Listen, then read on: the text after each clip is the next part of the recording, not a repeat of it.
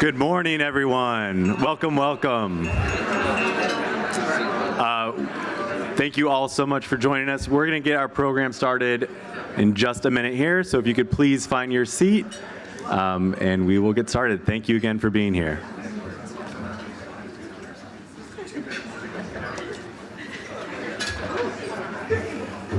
Thanks, Esteban. I didn't want to have to shush everybody, so I appreciate it. All right, we're going to go ahead and get started. My name is Debbie Cox-Bolton. I am the CEO of New Deal, and it is my absolute pleasure and honor to welcome you to this year's annual Leaders Conference. Hey! I really cannot tell you how much I've been looking forward to this one this year. It's hard right now. It is really harder than any time in my 30 years in politics. There's so much happening. The pace of change, economic uncertainty, division at home, wars and human suffering abroad. All of this is really leaving people scared and vulnerable. And now we've got extremist forces, which have literally taken over one of our major political parties, stoking those fears, escalating the politics of cynicism, politics of division and chaos, and attacking our very democracy. And at the same time, the challenges we face as a nation, they're not going away. The impacts of climate change, new technology, a persistent opportunity gap that continues to leave too many Americans behind, and so much more need our serious and urgent attention. So at times I know that I can feel overwhelmed and alone. But as I look around this room, and I want you to look around this room, we are not alone, and nor are we powerless. So that is why I'm excited to be here with you today and for the next 2 days. Because every time that I'm with you, I am so inspired by the work that you're doing on the front lines. I'm so moved by your commitment and your sacrifice and your tenacity. And honestly, my confidence is restored that our brand, what we believe in, our pragmatic, results-oriented politics that delivers for the American people, will ultimately win the day. I've recently been reflecting on how much politics has changed over my 30 years doing this. And through all the ups and downs, I feel like there have been two beliefs that have been constant for me, that have been my North Stars, that I'm still hold true going forward. The first is that ideas matter. Ideas matter. At the end of the day, politics is really a battle of ideas. With the electorate roughly split 1/3 between Democrats, Republicans, and Independents, at least at the presidential level, the math is pretty straightforward. Whoever wins the majority of the center wins. That means we need to put forth ideas grounded in the values that we share as Democrats, but also the values we share as Americans that have broad appeal. With extremism on the rise on the right, it's critical that we remind voters that Democrats are the defenders of freedom. Freedom to choose, to make deeply personal decisions without the interference of government, but also the freedom to live the American dream, to participate in our democracy, as well as to feel safe and secure and welcome in every corner of our country. Americans will always vote for something, not against something. So with so much at stake, with Democrats, we have to put forth a common sense agenda with broad appeal. We've actually successfully done that the last 2 elections, standing so firmly for freedom and democracy. Midterms last November, many of you helped flip legislative chambers, and New Dealers and others held on to secretaries or won Secretary of State races in key battleground states. And then we saw it again last Tuesday in Kentucky, in Virginia, and in Ohio. So we have to keep at it. So that is today why we're super excited that New Deal and our partners in Congress, the New Democrat Coalition, are releasing a freedom agenda that outlines what we stand for: creating opportunity, strengthening community, and protecting democracy. This agenda reflects the values that most Americans share and is grounded in the pragmatic, results-oriented approach to governing that we share as New Dealers and New Dems. Additionally, I've learned over the years that the best ideas often do not come from Washington. They come from the innovation and experimentation that happens at the state and local levels. And I know that to still be true because you all submitted 80 great ideas to our 2023 Ideas Challenge. Ideas that expand opportunity and promote equity, that lower costs for working families, and strengthen our community and our democracy. So we'll be hearing about many of those ideas throughout the conference, including from the winners, ideas that you can take home to your communities. Ideas matter. Second thing I know to be true is that leadership matters. Leadership matters. I learned this early, but I see it every day working with all of you. I feel like in today's political climate, things like volume and belligerence and outmaneuvering and social media followers somehow become the stand-in for leadership. But I know that not to be true. In fact, it's the exact opposite kind of leadership we need right now in this country. The kind of leadership we need to move America forward is the kind of leadership that all of you practice every day. We need leaders who promote hope over fear, put people over politics. We need leaders who talk about the world as it is and is going to be and not as it was. We live in a time of tremendous, kind of almost unimaginable change. A leader's job is to help prepare people for that change, not to deny it's happening or tell people they can protect them from it, or even worse, tell them we can go back. We need leaders to tell the truth, even when it's hard. Let's take two big issues we'll be talking about today and tomorrow, climate change and AI. We don't need bombastic leaders denying science, making empty promises, or legislating from fear. We need leaders who are asking thoughtful questions, questions that seek to prepare people for the change, put guardrails up as needed, but also look for new opportunities that come with change, like transitioning to a green energy economy or harnessing AI to make government work better. We also need leaders who get stuff done. You get stuff done. Compromise is not a dirty word. When I was starting out, I feel like Democrats and Republicans routinely came together to get hard things done for the American people. But you contrast that now, of course, with the House GOP, where speakers are literally being punished for working across the aisle. It's been excruciating to watch and an anathema how government is supposed to work. Finding common ground and compromise is necessary for functioning democracy. Relatedly, we need leaders who want to make government work, not tear it down or declare it to be the enemy. The deliberate, decades-long attack on government has become pervasive public sentiment, which is allowing the lower participation in voting, crisis of democracy. As a proud and passionate centrist, I don't think government can solve all problems, but government plays a really important role in public investment, providing a social safety net for our most vulnerable, and helping create the conditions where every single business and family and individual can thrive. To help restore faith in government, we as Democrats who believe government has a role to play have to have a special responsibility to make it work well. That means we've got to measure what's working, what's not working, and we've got to be willing to reform, even to programs that we championed. Equally as importantly, we have to tout success. The Biden-Harris administration and congressional Democrats have made historic investments in this country over the last 2 years. And you all at the state and local level have taken those funds and are making real impact in people's lives. We've got to be relentless in telling those stories. And finally, we need people, leaders, who can bring people together. Excuse me. Good leaders understand that people who don't agree with them are not the enemy. The vile rhetoric used by President Trump this week should make every single one of us stop and double down in the opposite direction. We've got to work overtime to find common ground and to treat each other with respect, even people who didn't vote for us.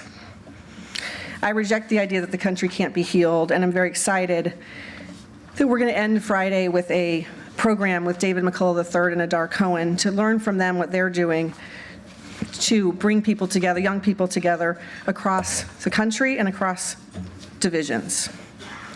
Leadership matters. These are tough times, but we all love this country, and we're going to fight for American ideals and American values. We're committed to promoting common sense, ideas that solve problems, protect freedoms, and lift people up. And we're committed to supporting you, the elected officials, who are on the front lines of this battle every day, as well as the whole New Deal community, people who are seeking to move our country forward with decency and compassion and results. For New Deal, ideas plus leaders equals the future. So I could not be prouder of this community. I could not be more excited to kick off our conference and spend the next 2 days with you. Thank you for everything you do every day. Great. So it's my pleasure to bring up the first panel that we're going to hear from today. I'm going to bring up the woman who's going to moderate for us, which I'm so thrilled about. You will know Simone Sanders Townsend from her show Simone on MSNBC. It's amazing. So excited she's here. She was of course, the National Press Secretary for the Bernie Sanders campaign, then the youngest presidential press secretary in history, working with the Biden-Harris administration. She published her first book, I have to read it because I love the title, No, You Shut Up, Speaking Truth to Power and Reclaiming America. Simone's going to lead a fantastic panel about the 2024 election and the political landscape. So I'll ask all of our panelists for that panel to come on up. I'll turn it to Simone.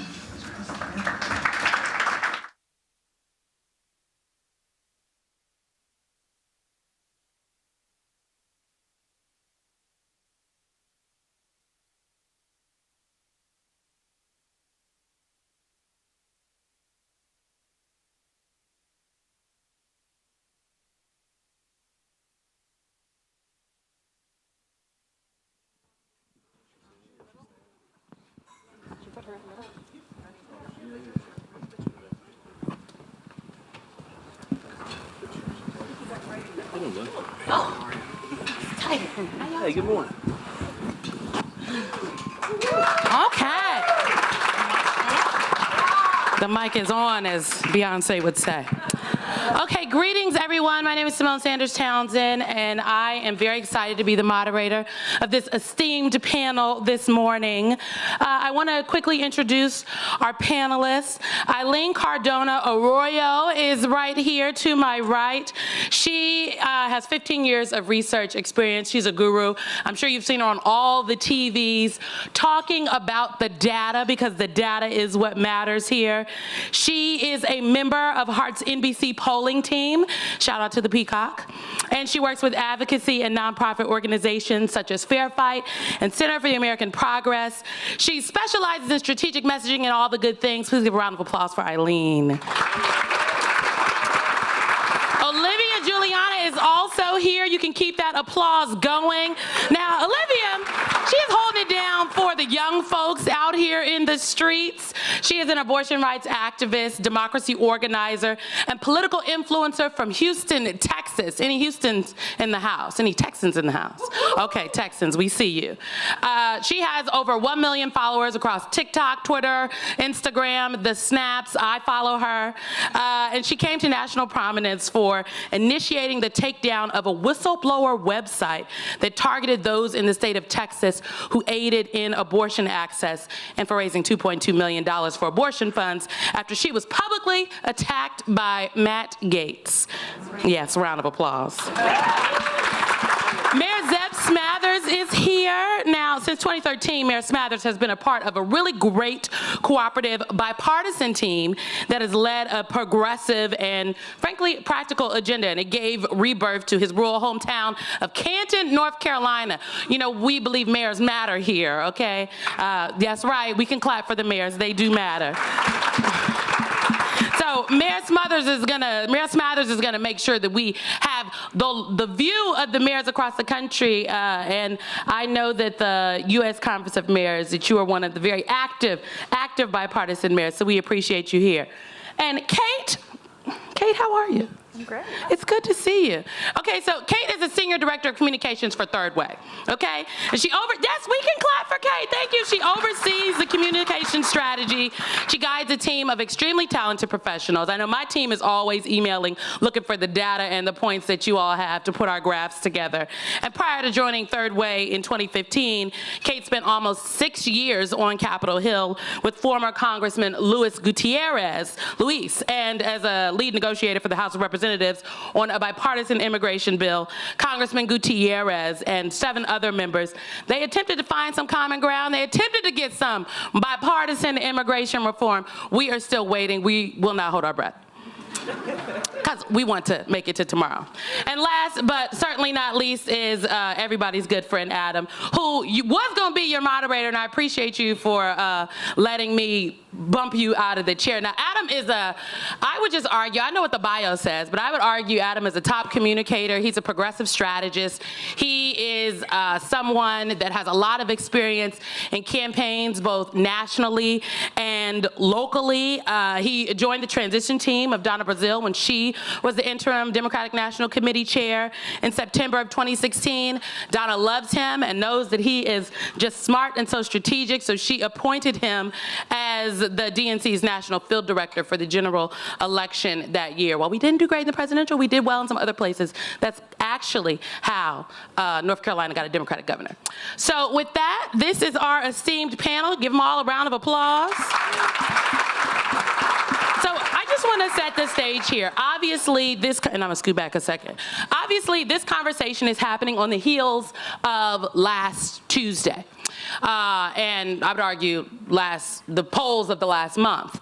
And so you had two things that are happening. You have all these polls coming out showing that on one hand, Democrats across the country, they seem disaffected, for lack of a better term, not interested in President Biden or his agenda, upset about the economy.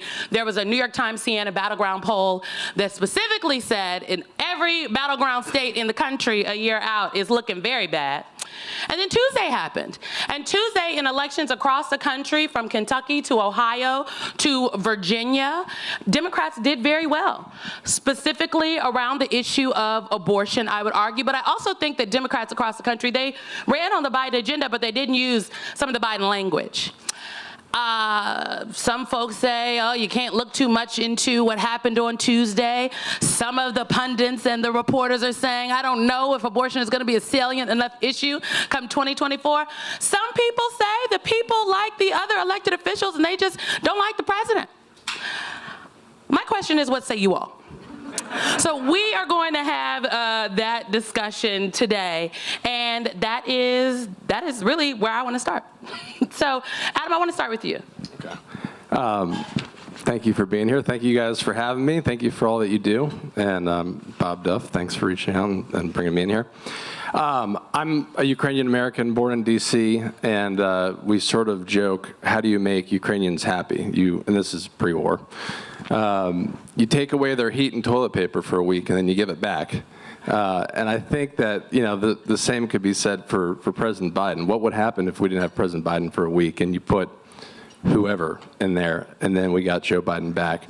I think Simone hit the nail on the head. How you win locally is the message that works for you all locally. I mean, you go into Arkansas, and what message works in one area of Arkansas may not work in another message. Same thing in Virginia. Northern Virginia is very different than other parts of Virginia.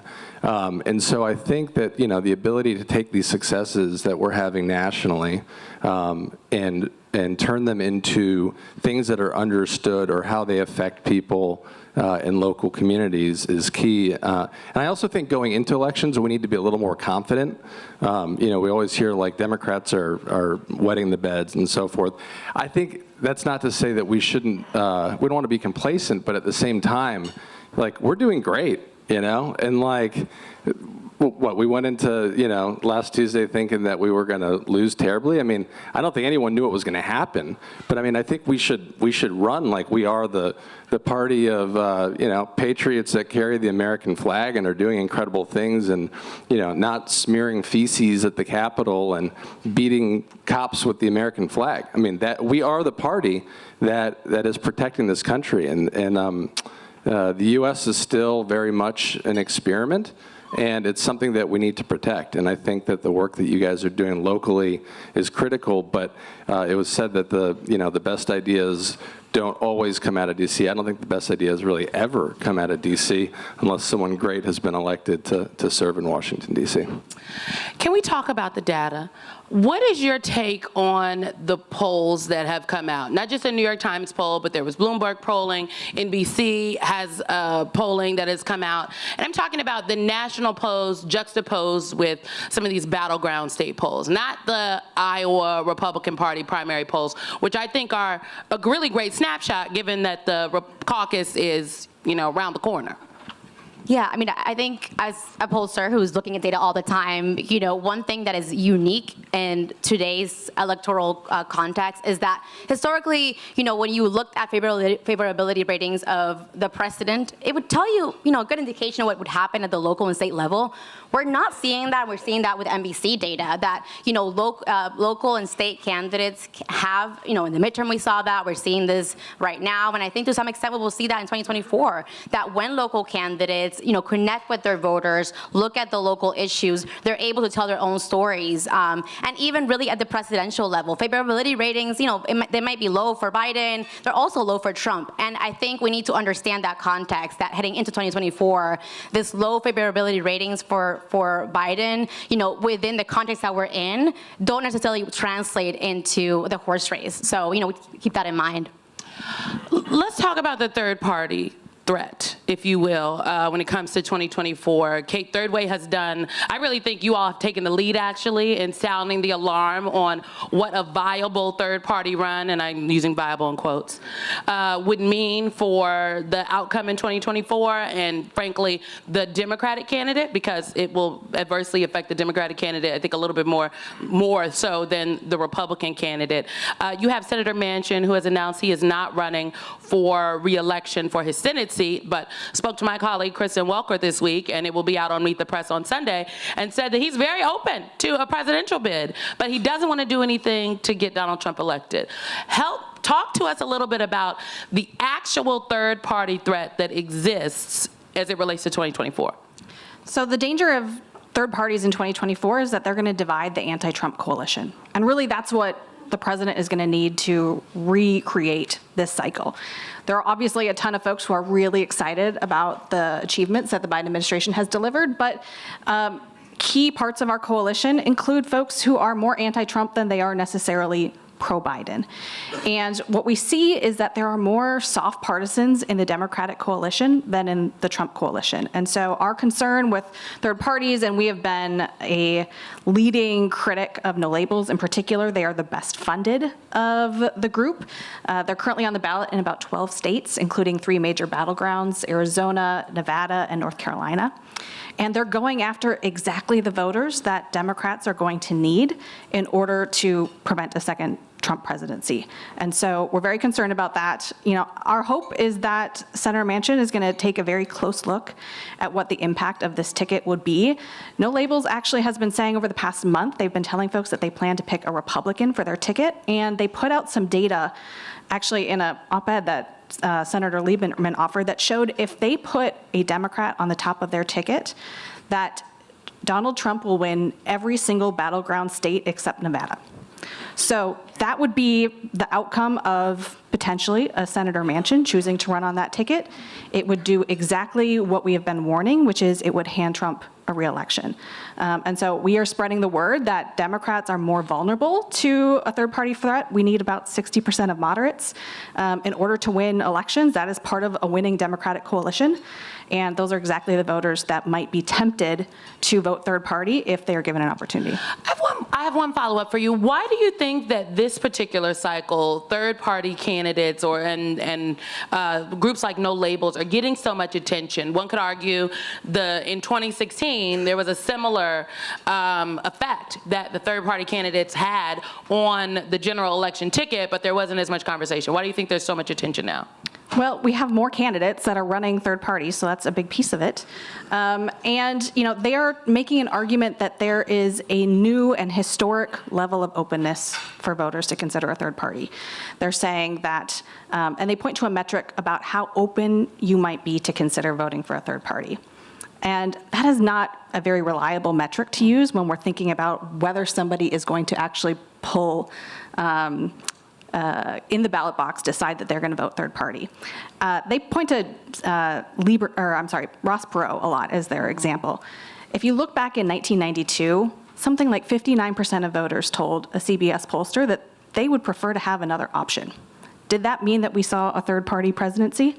No. When he got to the ballot box, the outcome was 40 points lower. And so we have to understand that, third parties may poll a little higher in the spring. That has always crested once you get towards the ballot box, and we see that they end up only acting as spoilers. Yes, I would prefer to be a size 8, but that requires me to go to the gym a little bit more. Yeah, I just want to double down on that because, typically an election with an incumbent is a referendum on the incumbent. This is a referendum on Trump still. It was in 2020. It continues to be today. So those third-party voters, they're not taking away, people are not trying to be convinced they like Trump. It's really giving some people who are dissatisfied generally somewhere to go, and that's dangerous for Democrats. Mayor, I want to bring you in on this conversation here because you're the mayor of a successful mayor of a rural town. And, I spent a lot of time in Democratic Party politics in my former life. And notoriously, I think Democrats have struggled to effectively communicate with and organize in rural areas. There has been a lack of investment historically. What, in your experience, what kind of advice, if you will, are you giving, because not even would you give, are you giving to the Democratic Party of North Carolina or some of the folks that want to come in and organize, because there's an election, there's some key elections happening across the country that aren't just the presidential. 11 states will choose new governors, North Carolina included. First off, good morning, y'all. We got the coffee in, let's have a good time. So I was watching when the introductions were happening, and I don't fault y'all for this.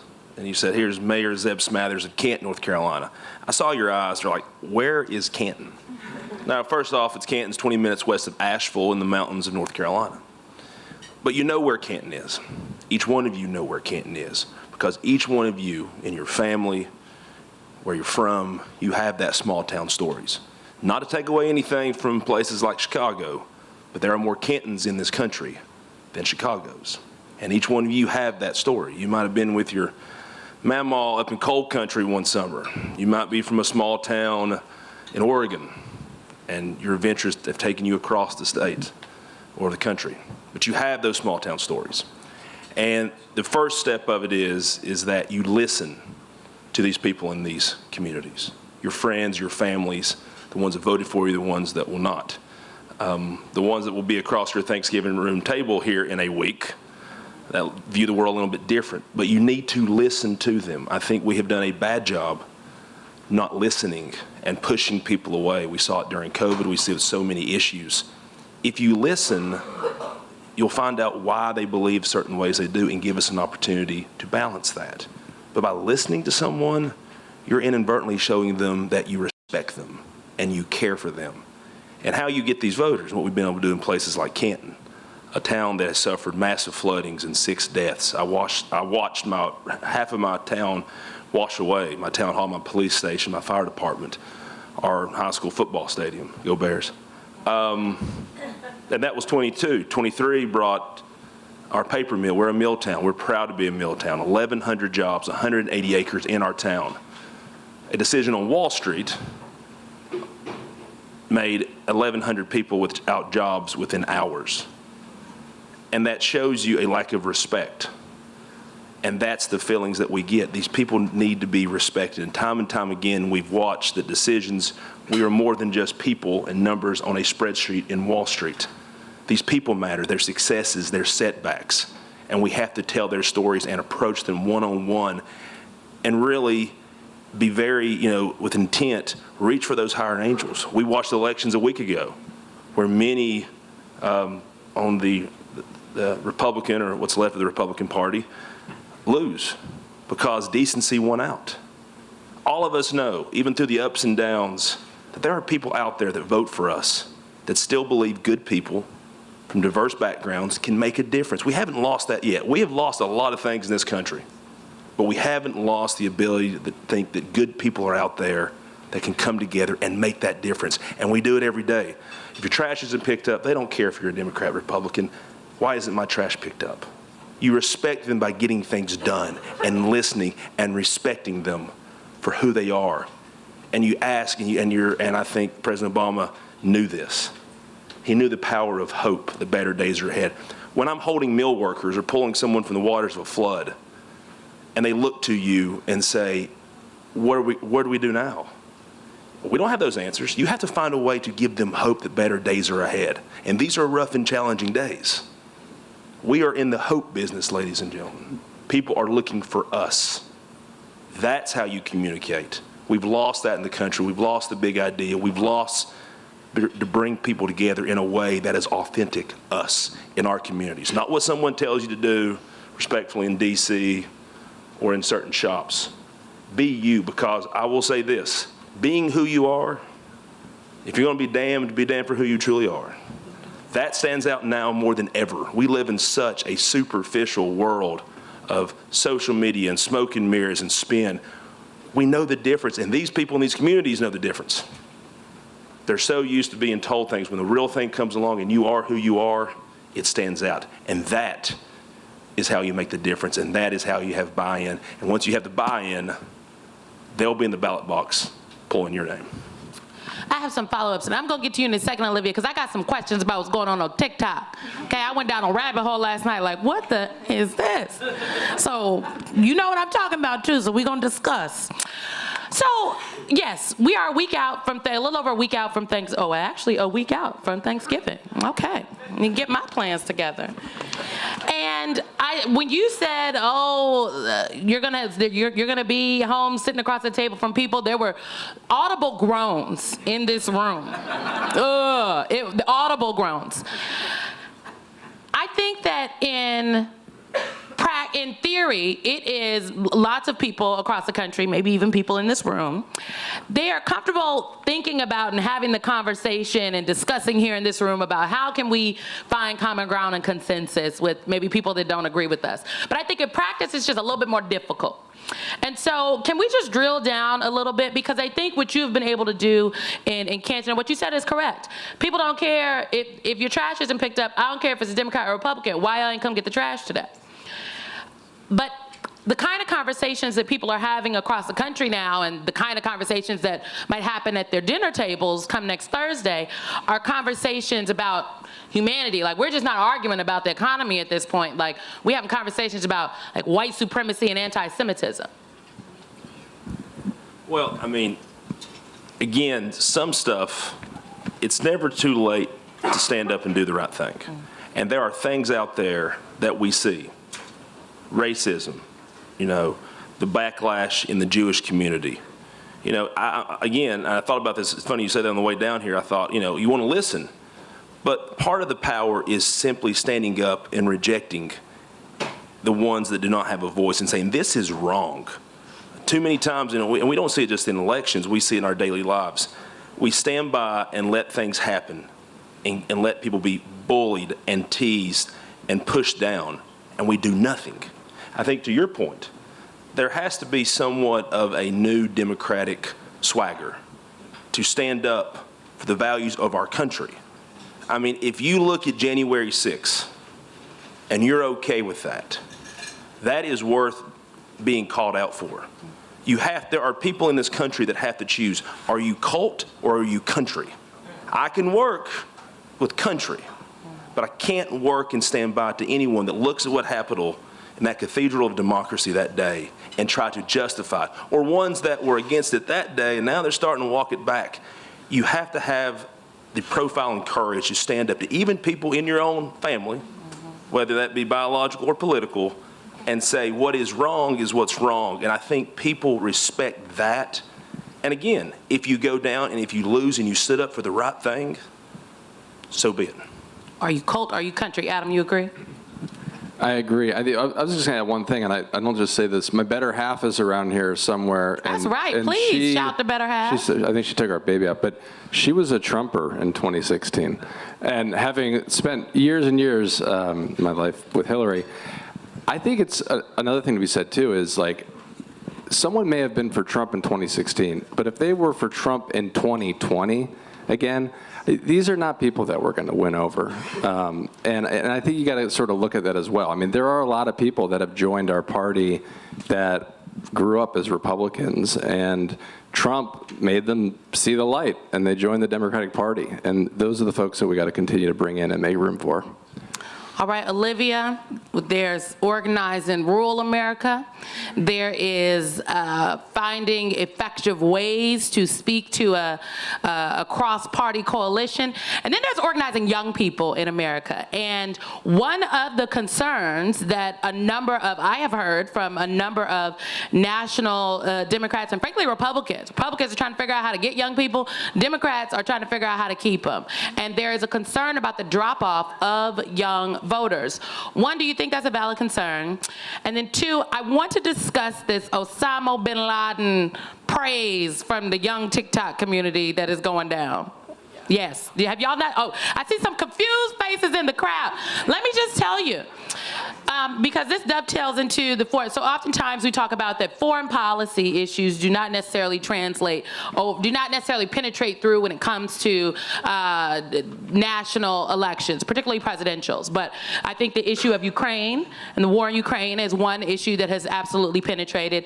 And then this issue of the Israel-Hamas war has penetrated. Well, on TikTok, there are millions of TikToks happening right now, literally, go search it, you can open up your TikTok, it's probably there, of young creators saying, I just read Osama bin Laden's letter to America.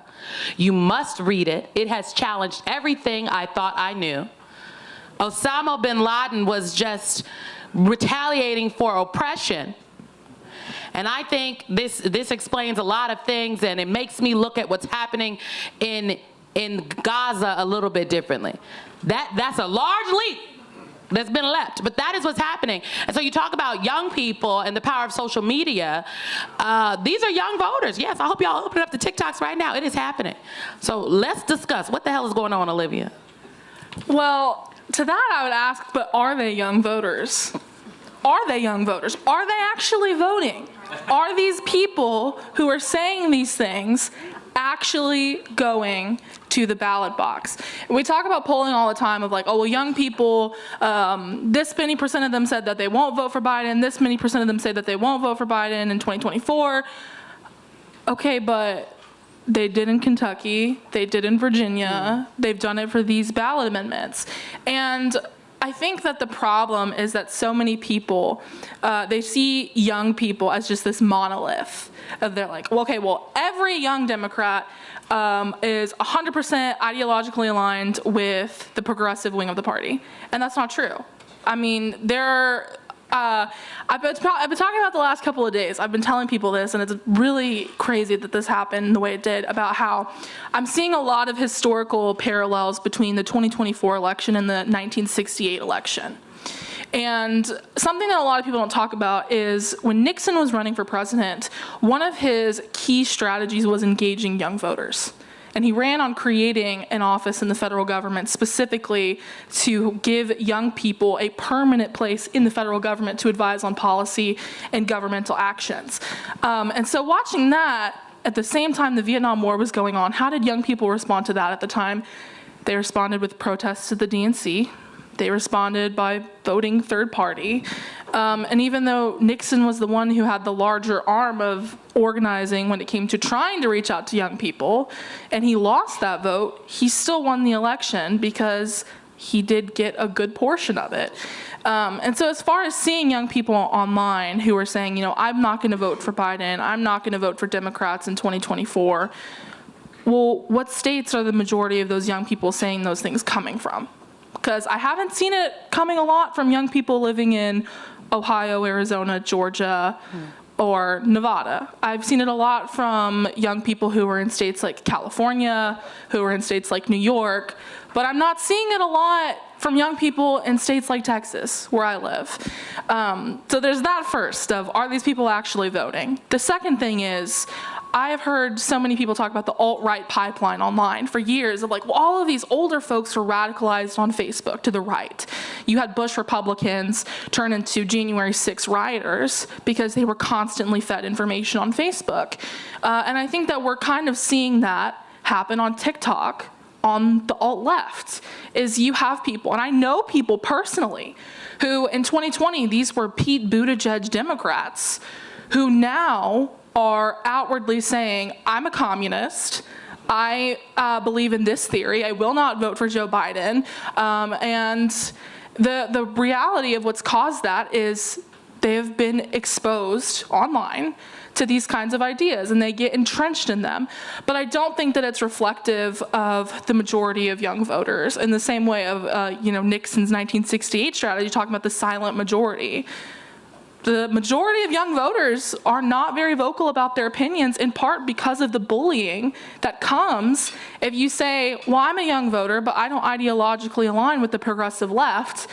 I've said things like this before online with the presence I have, and I've literally been called a fascist for saying that I ideologically align more with the Lizzie Fletcher and Colin Allreds of the world than the Bernie Sanders of the world. But those are just my beliefs. I'm not a fascist for believing that. And I think that most Americans, young Americans, are there where they're kind of in this, well, I don't really know what I believe. I'm a young person trying to pay my rent. I don't know the intricacies of all foreign policy. And I think that we'll see that result next year. I think it's just about talking to them. But also, when we talk about young voters, often we just think of the loudest young voices that we're hearing. And the loudest young voices often that you're hearing are people on the progressive left. And that's great that they're involved. But we're also not hearing a lot from other young folks who have different beliefs. And I think that the more that they kind of come out and come to the table and say, well, I actually don't agree with that, I agree with this, that we'll start to see that kind of pull away this more radical ideology. I was sitting over here talking, I said, well, maybe the reason I have a different perspective on this is because I'm a 20-year-old who pays my own bills and has paid my own tuition. And so my perspective on economic policy is a little bit different than some of the folks I've known in this space. So I'm concerned about it, yes. I'm concerned about extremism, yes. But I don't know that it's going to translate into failures for Democrats in 2024. All right, well, let's discuss. I'm going to throw this out to the entire panel here. There are other sessions on the docket today at this conference about AI and misinformation and disinformation.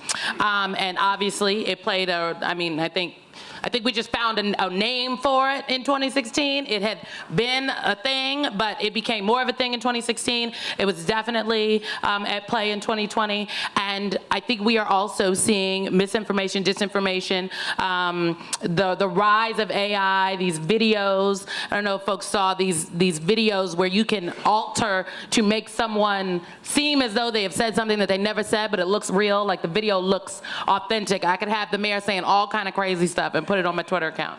I'm not going to do it, Mayor, but I'm just saying it's available. I was going to say, there's other videos out there, but I'm sure look, I didn't have social media in college, so. And that's the point. So this is a new frontier, frankly, and it's rapidly changing.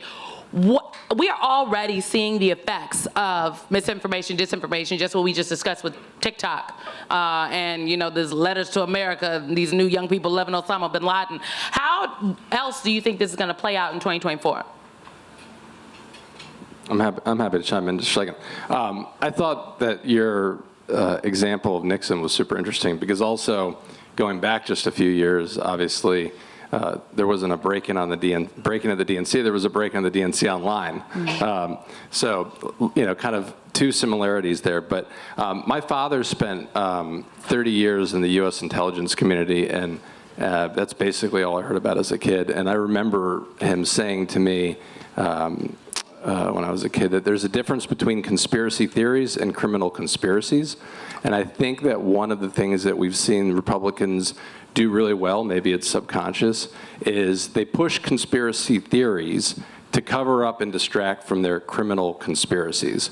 And so half of this stuff that Republicans are saying or doing is either projection or it's not actually, if you take a look at what they're doing or what we learn, looking back and getting some of this stuff from the Fulton County prosecutor and so forth. So much of this stuff that we thought was happening is this sort of hypothesis we had is coming true and being verified. But if you look at what they were saying and doing at the time, they were literally saying Democrats are doing all these things, right? So I think that, and this goes to some of the recent elections in Virginia as well in 2021. I think you got to really peel that back and remind people Republicans are pushing conspiracy theories to cover up from their actual criminal conspiracies. I see you shaking your head, Kate. And Mayor, you want to chime in? Go ahead. I mean, the scary thing is this is first generation AI. Look what first generation AI with the accessibility to so many people. I mean, again, there's better version than others, but I mean, we've all gotten texts of people, like you said, manipulating just for fun.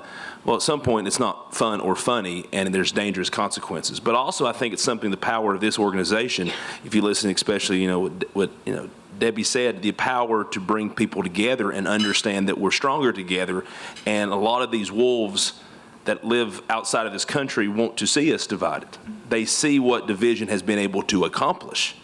And that is what AI and tech has been able to do. I think there's a conversation that we have to have with our constituents and the American people. I mean, look at what Russia and China. This is on purpose. Again, the old saying, we're never going to lose a war from a foreign adversary, but we will tear ourselves apart. This is they know what they're doing.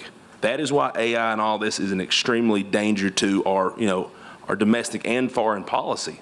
Because it's working. Because people will see things and bring things to meetings of mine that they print out and bring it, and they think it has some truthfulness like Moses and the tablets here. And it's not. It's something they saw on the internet, but it's purposeful to divide us. And so I think we have to have a major conversation in this country of what we're going to do about this. I mean, we can sort of have this offhanded conversation now. This is first generation. Look at the damage it's doing. Unless we get under its control, this is only going to get tremendously and exponentially worse for Democrats and Republicans and all leaders at all branches of government. I'll just jump in quickly. Now, full disclosure, I am not an AI expert. We've Neither got am I, folks Kate. in our policy I'm just shop on who the are the right internet. folks. And actually, we're going to be having a conversation with Derek Kilmer in just a couple weeks on this. The one maybe hopeful note, and I think it speaks to the kind of leaders that are in this room, is there's also the possibility that we might be able to leverage AI to try and identify it faster.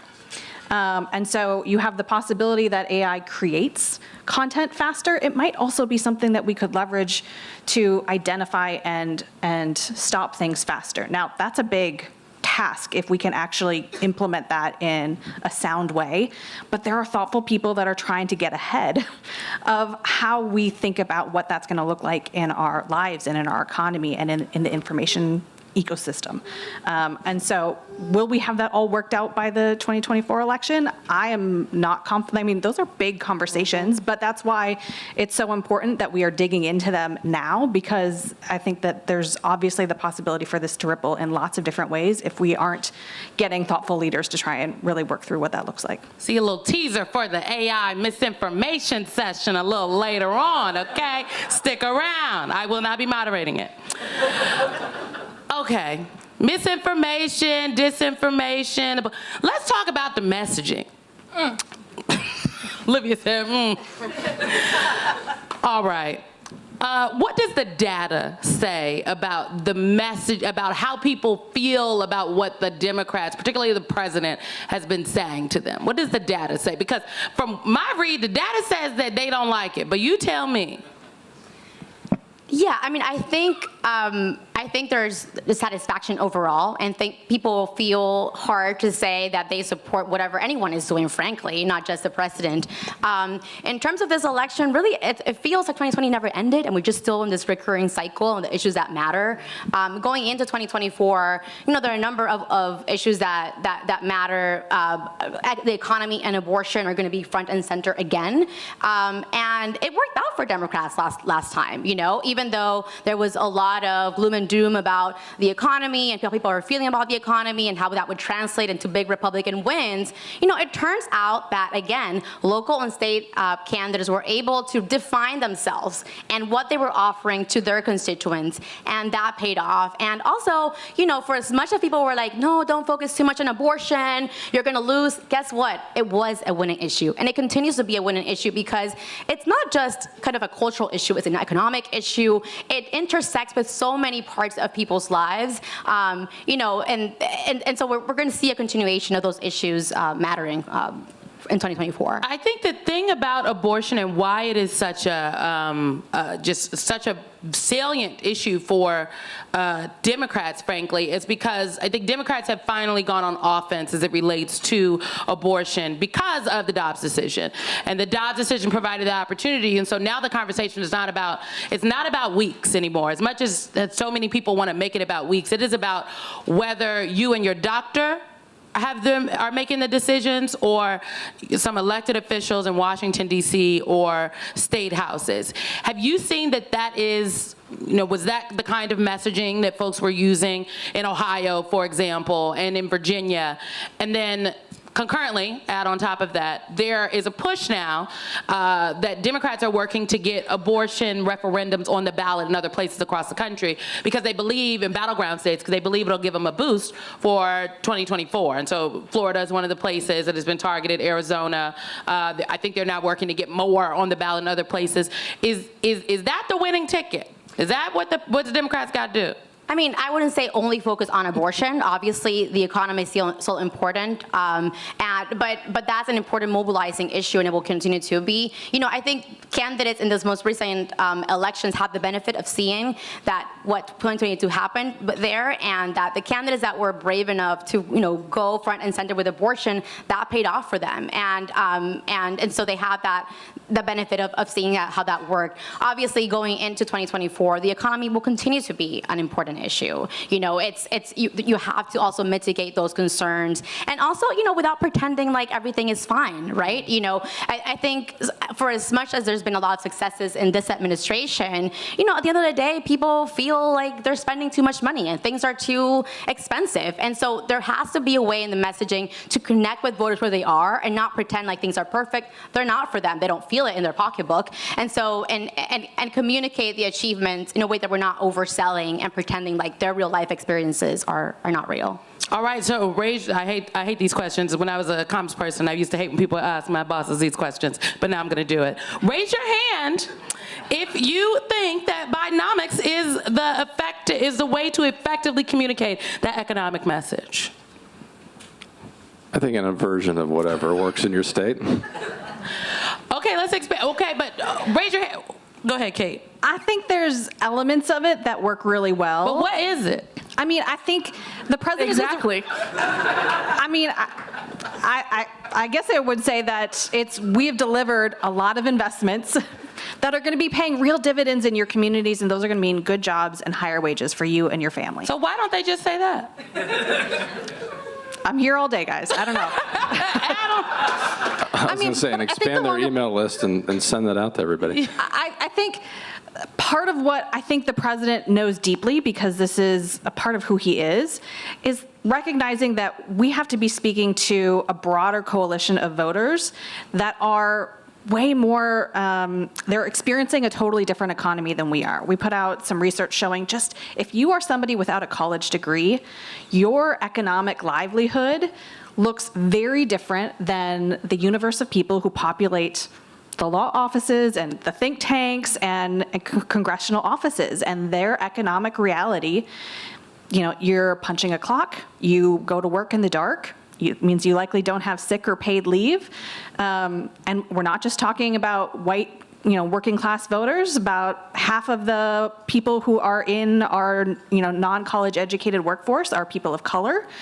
And that's 50% of the Democratic coalition. And sometimes where we think about how, we want to be talking to people in the suburbs, or we want to be talking to, college educated professionals, we're missing a lot of people. And those are really important voters, and their needs look very different than the needs of people that permeate a lot of conversations in this town. And so I think making sure that we are thinking about what are the values that those voters hold, what are the solutions that they are going to need in order to actually feel like they feel hopeful about their lives and their kids, is what we got to really be doing. I was just going to say, I think the abortion thing is huge. I mean, Karl Rove did this with same-sex marriage, right? But it's an issue that I saw Mark Riddles here from Kentucky. I mean, the ad that was run from Hadley, the young woman who was raped by her father, that's an ad that was run by the Bashir campaign in Kentucky. 80% of Kentuckians agree with it. The I saw James from Virginia's here. The closing message from Youngkin in Virginia was, yeah, get me a House and Senate, and we're going to ban abortion. Okay, I mean, so we give all this credit to Republicans for having great messaging, but in fact, their closing message of Virginia said the quiet part out loud. Virginia voters rejected it, and in Kentucky, I think Bashir would have won either way, but I think he had an overwhelming victory thanks to Hadley and so many others that came out and told their stories. And so I think it's not just the candidate, but it's the individuals willing to step forward and share their stories. And I think when we see the polls, when we see, oh, the economy is a top issue, abortion doesn't match, we miss the fact that, you know, some issues are deal breakers for voters. You know, they might care the most about the economy, but in my research in Nevada this last cycle, what I saw is that voters went on and on about the economy, how things were going terrible for them, but then once you introduce the positions in abortion, it immediately made some candidates just not acceptable, a deal breaker. And so abortion has that quality as an issue. It might not be your top issue, but maybe if you know a candidate has a particular position on that issue, it might be enough to not vote for them. And that's very powerful for Democrats to engage with. I feel like that was a gem. Some issues are deal breakers for the voters, and that might not necessarily show up in the polling. So someone is going to keep me honest about my time. I don't have a phone down here, so just give me a signal, because I will go all day. I will.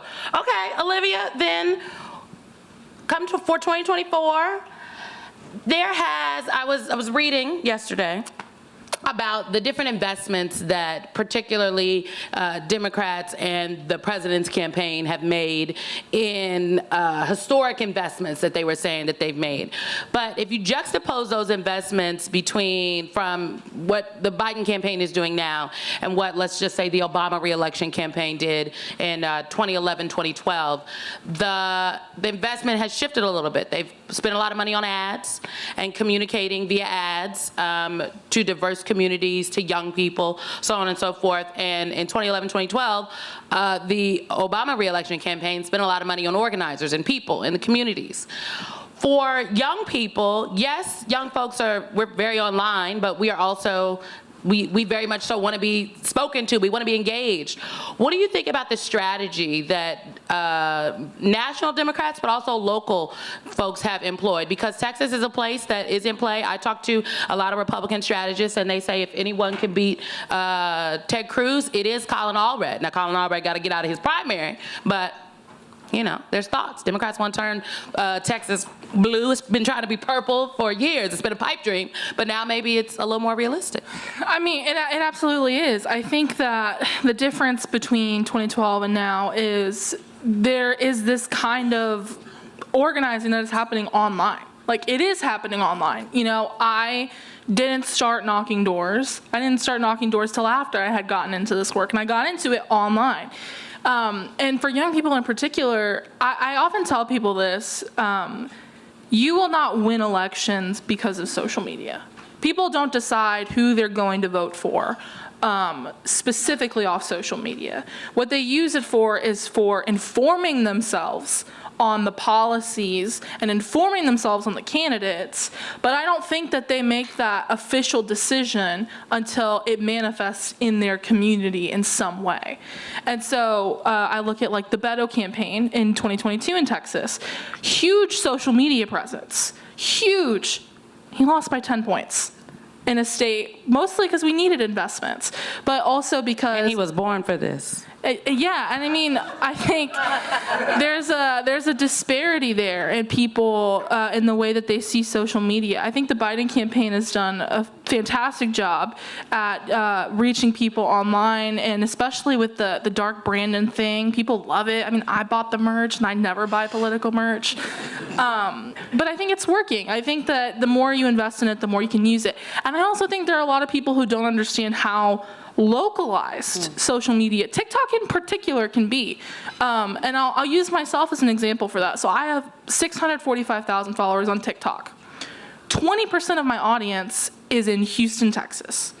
And so I've been working on this election that's happening there. And so what I did, because I wanted to test something out, is I took the names of all the super neighborhoods and I turned them into hashtags on a video that I posted. And even though on videos in the past, maybe 10% had been seen by people in Houston, on the videos I did this, 30% of the viewership was in Houston. So a large portion of the videos was being seen by Houston in regards to a Houston election. And that's not paid advertisement, that's organic. That's reaching people from someone who just lives there. And I think the other important part of this is I don't need to hear politicians tell me how great they are and how amazing the things they're doing are. I need to hear it from regular people who know the policy, who are like me on social media. I might be the exception because I'm 20 years old, but I act 80. By 7 p.m., like, I'm parked on my couch and I'm watching the readout. Like, that's what I do. But I don't know other young people who do that. They come to people like me on TikTok to figure out their information.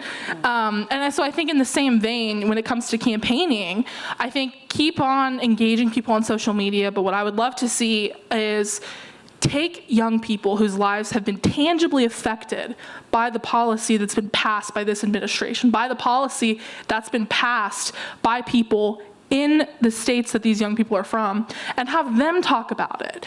I've traveled the country talking about abortion. I've traveled the country talking about voting for Democrats.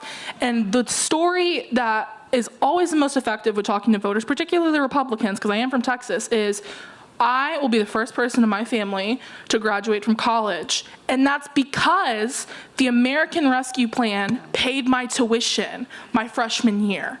And when we hear stories like that,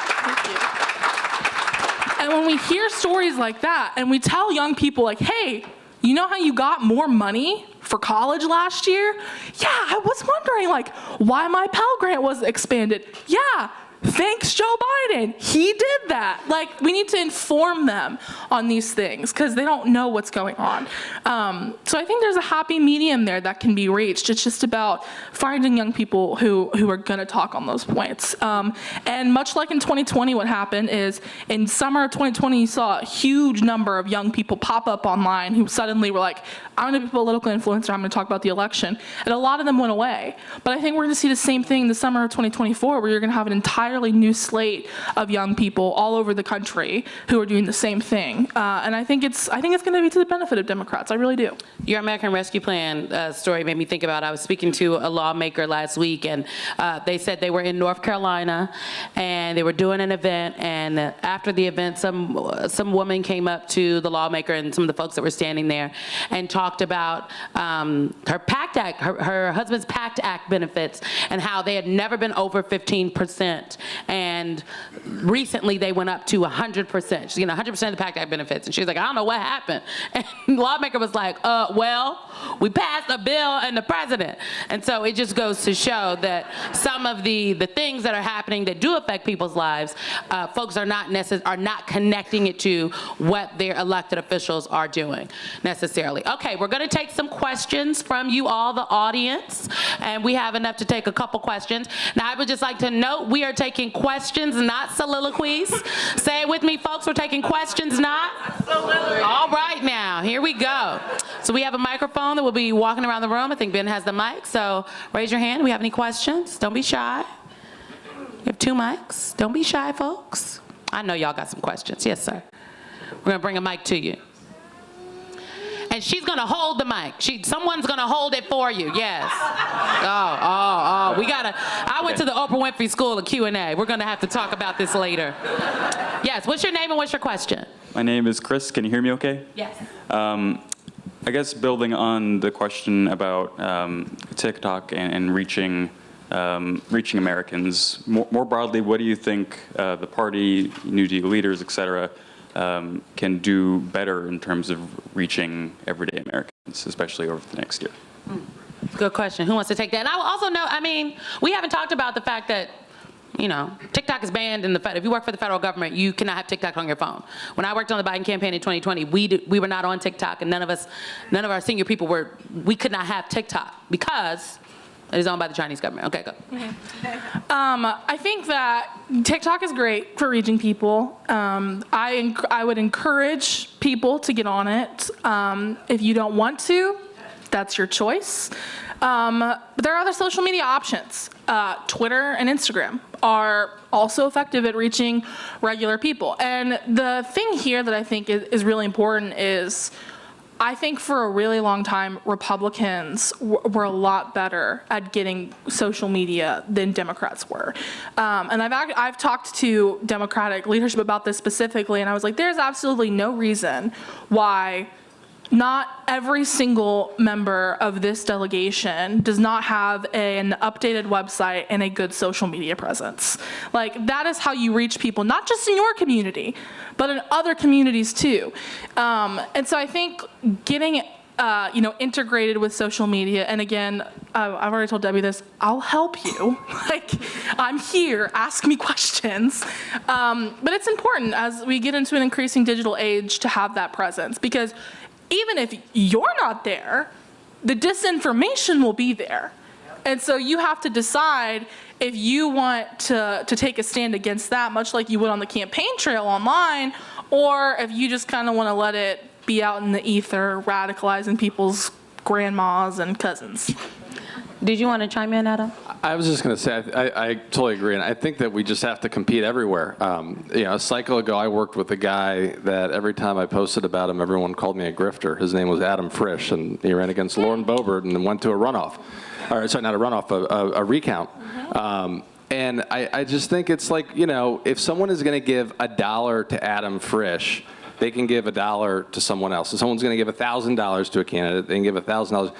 Where people decide to make a contribution is up to them. We don't want a repeat of the Senate race in Maine that had millions of dollars left over, but we just have to compete everywhere. You never know what's going to happen. You never know which of these Republicans is going to be indicted, and there's going to be a special election. I mean, we have to run for every seat, but we have to stop being critical when we're running for seats that are harder than others just because they're a little more red. But Very good point. I would just add that I think you have good models in this community of folks who are doing it well. Jeff Jackson, for example, is somebody who I think a lot of lawmakers or local elected officials can look to, and I think it's about figuring out how to bring your authentic self. Like, nobody wants to see a really formal, stiff politician talking in ways that feel scripted. And so what works for Jeff Jackson might not work for you, and that's okay.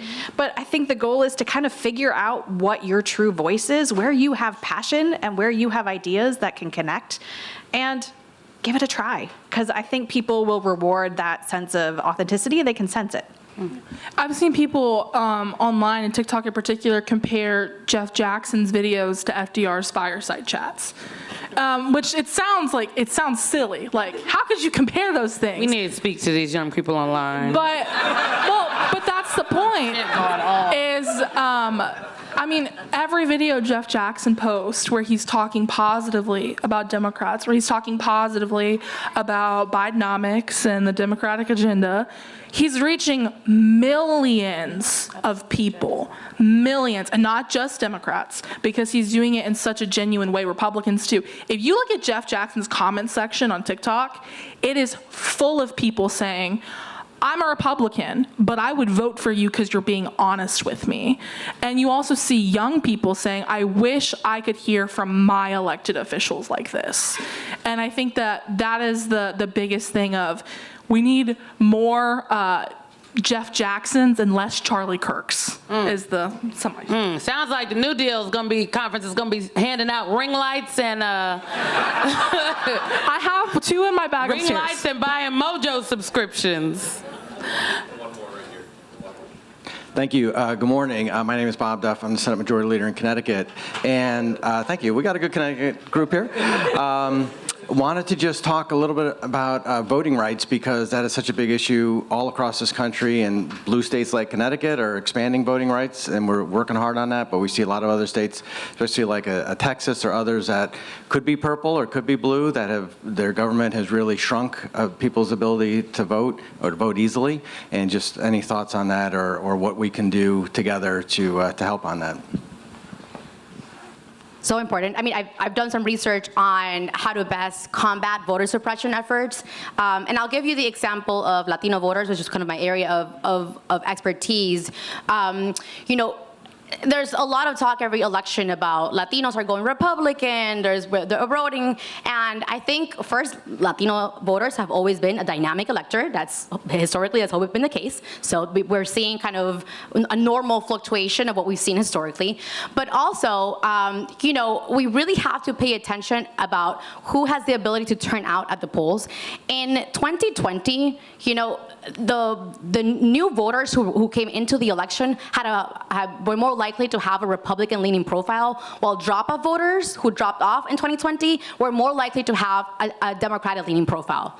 That's a problem, and in part is directly related to those voter suppression efforts. And so I think, you know, Democrats have to get, you know, not only kind of with messaging and reaching voters where they are, that's obviously all very important, not to dismiss it, but also understanding that there are certain voters who face more obstacles to voting, and those voters tend to be ours, the Latino Democrats, but also other voters of color, young people, and so it has to be a concerted effort of focusing on the messaging, and also how do we make it easier for people to show up at the polls for us? Do we have time for one more? Okay. I'm gonna let you. I didn't pick. I'm gonna try to follow. I'm gonna let you hold the mic. Ethan Ashley, New Orleans School Board. I just want to. We didn't talk at all about school board and the culture wars and all the things and the impact that they may play for next year. So I'm just curious. Do y'all have any thoughts about this? Did this last election give you any insights? This is a good place to end. Now, I will note Virginia is a very good example, and I don't remember where I said this. Maybe I said this to my team, or maybe I said it on television. But I was struck by when Glenn Youngkin was running for governor. His parents' rights argument was a very salient point, frankly, and one could argue is one of the things that helped propel him to victory in Virginia, and that happened in other spaces and places across the country. But in recent cycles, particularly in what happened last Tuesday, and in the midterm elections, Democrats have seemed to reclaim this conversation around freedom, and it sounds kind of like the parents' rights argument. And so if people want the freedom to make decisions about their own bodies, the freedom, I mean, it's what Governor Beshear said in Kentucky, specifically about why he vetoed that anti-trans bill. Because parents should have the freedom to make the decisions with their children, about their children. It seems like this freedom message is kind of cutting away at some of the gains that have been made by some of the just very, very conservative parents' rights. What is that group in Florida? The moms that are all across the country. Yes, the Liberty Mommies.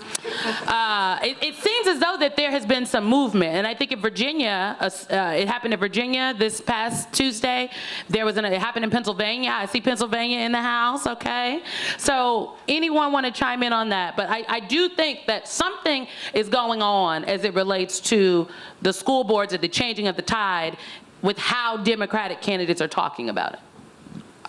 I think it's a freedom issue, but I also think we have to tie it into being a democracy issue. And if you need an example, look at Houston, Texas. The governor literally just removed an entire democratically elected school board because he could. And if that's happening in Texas, as we saw with the abortion ban, something happens in Texas, it can happen other places. So I think that talking about freedom, but also talking about how this literally is a way that they will disregard the will of the voters who elect people into those positions.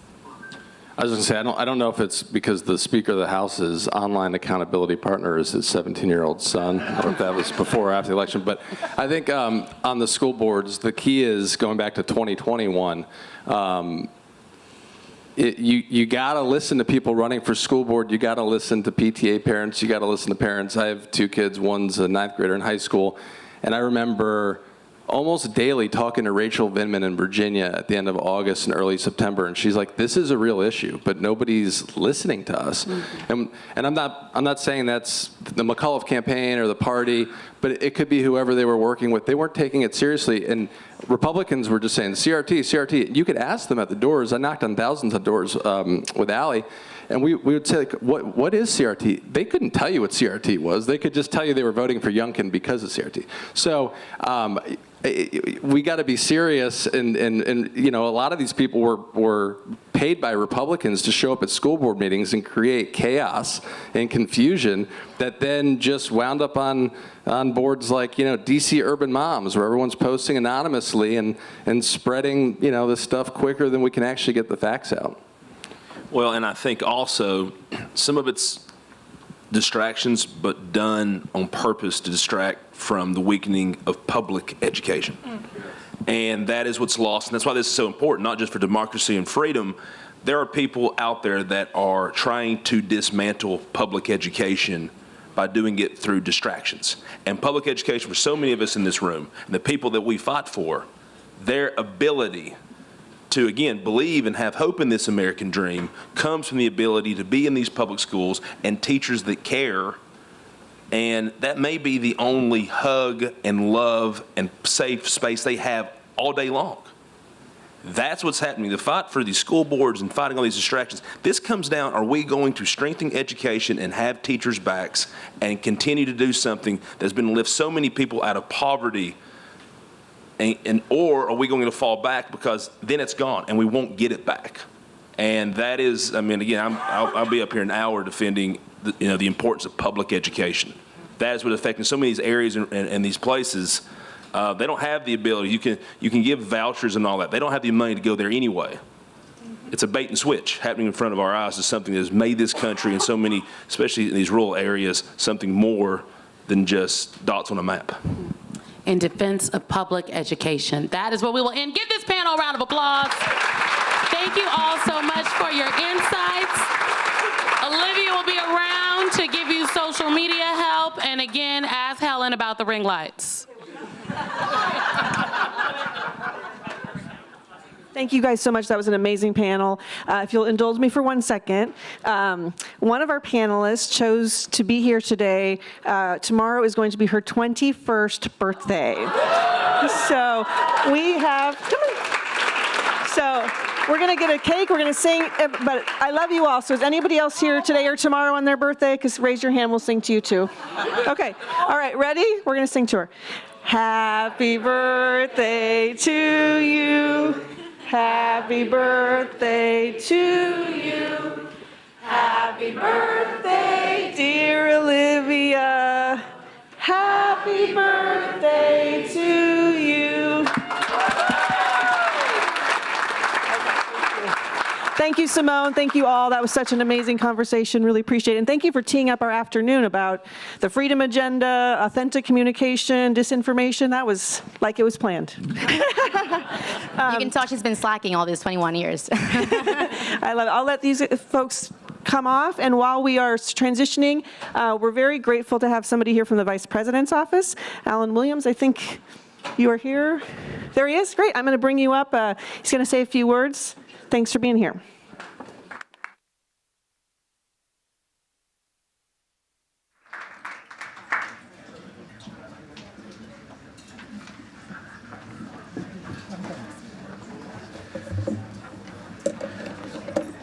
Good morning. For a minute there, I thought Simone had another birthday. I was like, is it Simone's birthday? And then when you didn't sing the Stevie Wonder version, I knew it wasn't Simone's. Well, first of all, my name is Alan Williams. Thank you so much for allowing me to be here on behalf of the Vice President of the United States. Let me get started. Before I get started, I want to give a shout out to all my Florida people in the house, because if not, I won't be able to go back home to Florida. I see Fentress, Madam Leader, Christine, and then my very good friend, the first campaign I ever worked on, Lorraine Osley, out waving signs in Tallahassee, Florida. So.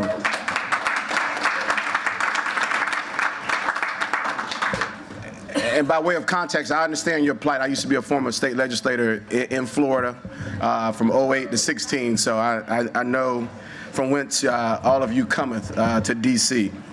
But on behalf of the Vice President and the President, welcome to D.C. and thank you for what you do.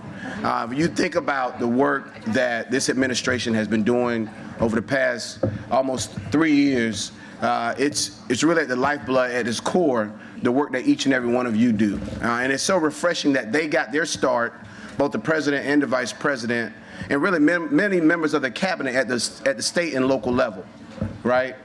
We heard last night from Senator Coons on the work that President Biden did as a city councilman in Delaware. And obviously we know the great work that Madam Vice President did as a district attorney out in California. And so it's great to be here with all of you as you continue, especially these New Deal leaders and some of the alum like Senator Osley, who are part of the leadership team. But it's great to be here with you. Hopefully that you get an opportunity not only to share the ideas that you're doing back home, but to also fill out some of these other great ideas that you can do next year, especially with many of you in the state legislatures tackling these issues. You know, many of you probably had a chance as the vice president went across the country this past summer and early fall on her Freedom Tour, where she visited many college campuses to talk about, you know, strengthening democracy and making sure that all the issues that we're fighting for at the White House and beyond are areas that, you know, are important to each and every one of us, to our daughters, to our sons, to our grandparents, and to all those folks that matter the most. And so on behalf of Vice President Harris, who could not be here, she's out in San Francisco, as many of you are probably watching on the news. She and the president are at the APEC conference, and she wanted to extend her warmest greetings, and I'll read this letter on her behalf. She says, I'm honored to extend the warmest greetings to the distinguished guests and leaders of New Deal as you convene for your 13th annual Leaders Conference. Since its founding, the New Deal has empowered leaders with networks, information, and opportunities necessary to support the communities they represent. To the leaders gathered today, I'm inspired by your dedication to service. Your work changes lives, and I appreciate your commitment to creating a future where the promise of liberty, justice, and equity is made real for all throughout our nation. President Biden, I stand with you on this critical fight to provide everyone the opportunity to live their best life. We are taking significant and tangible steps to address gun violence, defend reproductive rights, tackle climate crisis, address the burden of student debt, expand access to mental health services, and many more. Together, we've made historic progress, and we're dedicated to continuing the work. Thank you for your partnership and leadership at the local, state, and national level. And may this conference continue to motivate each and every one of you. And so, again, on behalf of Vice President Harris, thank you for what you do. Our office is open for business. I serve in the role as Senior Advisor for Intergovernmental Affairs and Public Engagement. I came to this work from working at HUD, most recently, and so I know many of the mayors and legislators here as we crisscross the country giving out that political capital, but most important, the CDBG dollars that many of you care about. And so it's great to see many of you here today continuing that fight. And so we're open for business, and we're here to be a part of the efforts that you're doing back home. So thank you so much, and have a great day.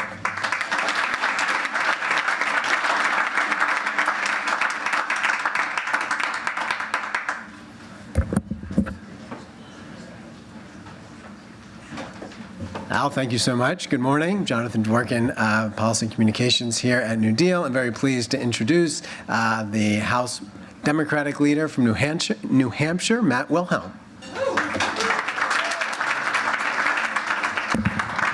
Thanks so much, and good morning, everyone. Nice to see you all here today. My name is Matt Wilhelm. I'm proud to serve as the Democratic leader in the 400-member New Hampshire House of Representatives, a closely divided chamber that we nearly flipped last cycle, and we're laser focused on winning in 2024. We are so lucky in New Hampshire to have a really talented federal delegation of all Democrats, Senator Maggie Hassan, Senator Jeanne Shaheen, Congressman Chris Pappas, and Congresswoman Annie Kuster. And for first-time candidates running for local, county, and state-level offices in New Hampshire, we're just lucky to have smart and successful role models to look up to, trailblazers who have come before us and continue to lead in our very purple state by bringing people together, solving problems, and delivering results. Every day, our incredible delegation are fighting for common sense solutions here in Washington and delivering results for families like mine back home in New Hampshire. And this morning, in particular, I want to tell you a little bit about my friend, Annie Kuster. So when Annie was first elected to Congress in 2012, she pledged to bring a new approach to Washington. Her #1 priority then and now is to look out for the best interests of Granite Staters, and she has delivered at every turn. Annie's a member of the House Energy and Commerce Committee, which puts her at the forefront of efforts to improve access to quality, affordable health care, reduce the cost of prescription drugs, and combat climate change. Annie has established a record of putting party politics aside to focus on the issues that matter most to Granite Staters. She's worked with members of both parties to prioritize job creation and economic opportunity and support New Hampshire veterans, women, students, and seniors. Annie's committed to strengthening New Hampshire's economy so that regardless of national trends, the economic security of families like mine will be protected. Annie has fought to cut taxes for Granite State small businesses to help them expand and create more jobs. She's hosted a series of job fairs throughout the state where she connected scores of job seekers with employers looking to hire. And the first bill that Annie introduced in Congress, it was aimed at cutting taxes for New Hampshire employers who partner with schools to provide job training for Granite State students so they are prepared to join the 21st century workforce. And look, that kind of stuff, as we all know, it's not always sexy, but it's the stuff and the style of leadership that the majority of voters in New Hampshire and across the country have told us that they want to see in their public servants. And so that's why I'm glad and really grateful that Annie Kuster also serves as chair of the New Democrat Coalition, which is a group of nearly 100 common sense, center-left House Democrats who are committed to strengthening our economy, breaking through the gridlock in Washington to deliver results for all Americans. And even in this highly polarized political environment, the vast majority of Americans are united around a core set of values. And at a time when many voters have rejected extremism, Democrats have a real opportunity to demonstrate our values by leaning into the pragmatic and results-oriented approach to governing that Annie and the New Dems and all of us as New Deal leaders have made the hallmark of our careers in public service. Freedom and progress are the foundation of this work. So as we look ahead to 2024, Democrats must show voters through rhetoric and ideas and action that our agenda and our approach to leadership starts with the principles that resonate with the American people and have long united New Dems and New Deal leaders, which is creating opportunity, strengthening community, and protecting democracy. And to tell you more about New Dems and New Deal leaders' 2024 Freedom Agenda, it's my pleasure to introduce virtually my friend and our Congresswoman, Annie Kuster. Hello, everyone. I wish I could be there in person, but I'm so incredibly thrilled about the work that New Dems and New Deal leaders are doing together. While far-right Republicans are attacking Americans' fundamental freedoms, New Dems and New Deal leaders are partnering across all levels of government to protect and expand them. This includes creating economic opportunities, strengthening communities across the country, and protecting our democracy. Our members are committed to ensuring everyone has the ability to achieve the American dream, to make personal medical decisions without government interference, and to feel safe, secure, and welcomed in their communities. In the election last week, we saw Americans want their representatives to protect their fundamental rights.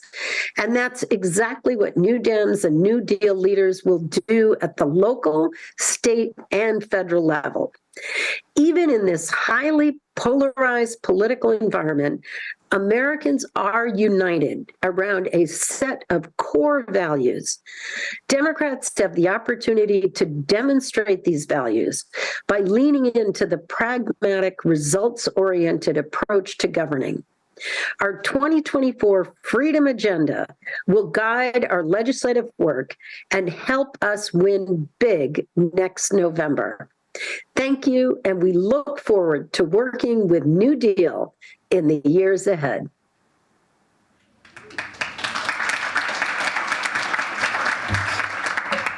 All right, good morning again, and a huge thank you to Congresswoman Custer and to the New Dems for our strong partnership, which we have now taken to a new level with the Freedom Agenda. We look forward to continuing our work together moving forward to showcase how Democrats are the party of freedom and of values that Representative Wilhelm talked about: opportunity, community, and democracy. Now we're going to dig deeper into the Freedom Agenda with a series of conversations on how we implement it, including in messaging and through policy. We start with Florida House Democratic leader Fentrice Driscoll, who previously won a unanimous vote to head her caucus and who, in the midst of a lot of political challenges, has brought common sense solutions to her state's most pressing issues: education, affordable housing, public safety, economic opportunity. And she's joined by Mark Riddle, president of Future Majority, a strategy and creative center that advocates for a freedom-focused agenda that makes American workers the hero of our nation's story. Mark and Representative Driscoll, thank you so much for being here. Thank you. Sure. Hello, everybody. Good morning. It's really hard to follow Simone, so, I'm not even going to try. We'll geek out a little bit this morning. It's also a little intimidating to be on the stage with my dear friend Fentrice, so I'm going to do the best I can. A couple of quick things before we get started. This is like old home day for me here.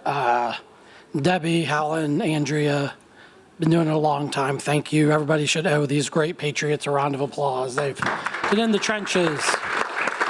Debbie said 30 years. I was like, oh shit, I've known her 27 or 8 of those years. So thank you for all you do. My friend Mitch Drazen, who's like my personal political director, he'll give you a list, you do it. Trust me, it works. I see Fitz back there. I see Lorraine Osley, who, we've known each other a couple years. Thank you for being here, Lorraine. See Mayor Fisher, who's a great mayor in Louisville, Kentucky. I see my dear friend Bob Morgan is here. We got to share a hug this morning. I actually met him in Israel. So you're a dear, dear friend. So we'll get started here, but I'm missing some people I wanted to shout out to. I'll see some folks later on, but the work that Helen and Debbie and their whole team has done is incredibly important in helping build the bench. A little bit about me. My name's Mark Riddle. I am a longtime political hack. I did campaigns for a long time. And then after the 2010 election, I joined and headed up a group called the New Leaders Council. We grew to 50 chapters around the country. It was a training program for young progressives. There's some NLCers, I believe, in this room and some good supporters. And then after the 2016 election, like a lot of other folks in this room, were like, oh shit, what are we gonna do?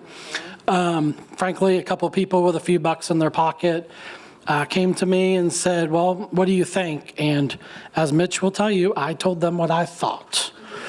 They hired me and we got to work. So I wanted to start this morning, a few minutes, with a little bit of data and a little bit of conversation points kind of as we move forward. So I have a clicker. I'm not the most technology person. So Future Majority was launched kind of in early 2017. We got together a lot of really smart people from around the country. folks in Hollywood who are the best kind of writers and script writers in the world, pollsters, marketing people, you name it. We spent a lot of money. We ended up creating this little pamphlet that became kind of the calling card for us as we began. And we thought we needed to rebuild at that time what the D was, right? When people walk in the ballot box, right, most people don't know candidates very well, particularly folks in this room, right? Run for president, they know you. You run for U.S. Senate, there's a lot of money. Ventures, how many people outside of your district actually know you, even though you're the House leader? So few. Right, okay. So we thought we needed to rebuild the D. And we thought we needed to rebuild it around a few things. So we did a lot of research and homework, other people did as well, and we landed on the basic American value of freedom. For years and years and years doing campaigns, I saw the Republicans would use that word as a wedge on anything that they could humanly possibly name it to, and nearly every building they own here in Washington, D.C. And so we're like, let's take that back. Fairness, fair shot, as we call it, is in the DNA of Democrats, particularly President Joe Biden. And then we thought, all elections are about the future. President Clinton, who we all used to work for now way too long ago, always talked about every election's about the future. We put those three words together, freedom, we use fair shot, and future. We started shopping this around and people were like, hey, okay, this makes some sense. I never thought that I would be sitting here doing this. We've now polled 196,000 voters in primarily swing districts around the country. We work very closely with leaders around the country, just very honored by all of that. What our research shows is that protecting freedom moves voters to trust Democrats. This is a very fancy chart put together by a pollster. You all get those things. But it only really means one thing. Protecting individual freedom actually moves the marker more than anything else, period. And we talk a lot about lowering costs and sick guns and creating middle-class jobs, all these other things. People go right to values first. And the reason why I think this works, and this works in this moment, is because the D can actually equal, some people said deliver, right? Freedom. Because you know what the R equals right now? Donald Trump, right? The R is about one human being, and the D is about more than this. And so the conversation this morning about President Biden and polling and blah, blah, blah. Guys, we've been kicking their ass since 2017, 2018, 2019, 2020, 2021, and last night in the elections, right? All over the country. We rebuilt the Midwest, did all these great things. So buck up, everybody's gonna be okay, right? The great leaders in this room. But what we see is if you drive this message, it works. As I said, Democrats and allies have been planting this flag all over the country. Organizations are changing their name, which I think is great. I'll give a lot of credit to Senator Patty Murray, who we briefed early on, and Stephanie Shryock, who was like, oh yeah, this makes some sense in and around reproductive freedom, reproductive rights. She gave a speech at Emily's List, kind of started a lot of the snowball in this, and a lot of these groups have done amazing work on top of this to really hone in on this message and how to talk about these sorts of issues. So A+ to everybody.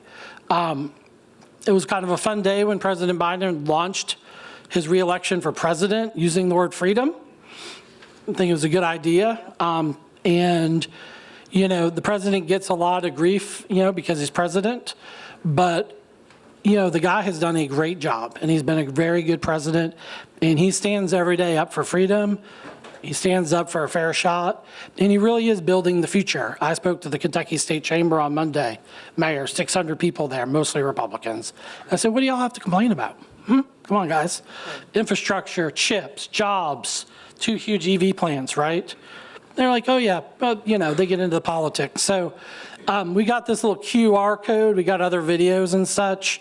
I know the leadership of Debbie's group will send this around. We can kind of look on our website for other kind of great examples of videos. Case study, it's also being used at the kind of the state and local level. Governor Josh Shapiro ran on taking back freedom. If you look at kind of the credibility issues on his messaging, majority of all voters, 87% of Democrats, 48% of independents, right? It gets to you to the coalition that you need. And we have an opportunity right now, I think, to redefine the entire debate around freedom. This is not a new concept. FDR won, 4 presidential races around this? Woodrow Wilson, we just kind of forgot about it for a while. It's not something new. I think we can really lean into this. It works really well with Democrats. It works really, really well with independents. Works very well with younger voters, and works very well with suburban women. And early on in our project, we got a lot of questions about like communities of color and the word freedom. Remember, Dr. Martin Luther King's march was actually the March on Jobs and Freedom. We kind of forget the second half of that. And so historically, it's ingrained into these sorts of fights. And so the numbers work. The interesting thing is the Republican Party talks a lot about it, but they're really kind of harkening back to the 1700s, right? And they're sort of, it's like if you are a white male landowner, and have 3 mules and whatever, right? You have freedom. Not everybody else. Yeah. So I think we can just hammer away at them in this. When you start looking at individual arguments, these things test in the 90s, 80s, 70s, right? Citizens of legal age should have the basic constitutional freedom to express their voice at the ballot box. The young lady from Texas talked about democracy. Freedom and democracy go hand in hand.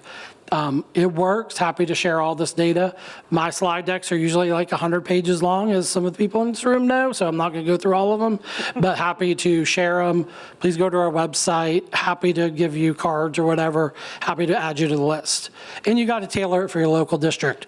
I'm going to kind of end here before I turn it over to the leader. There's some talk about Bidenomics on the previous panel. I don't know who came up with that term. It baffles me. The interesting thing is not really part of his ad campaign, right? I think it's something that like somebody read in the newspaper, Wall Street Journal, like, oh, we can battle back on that. It's really not gonna be part of the campaign.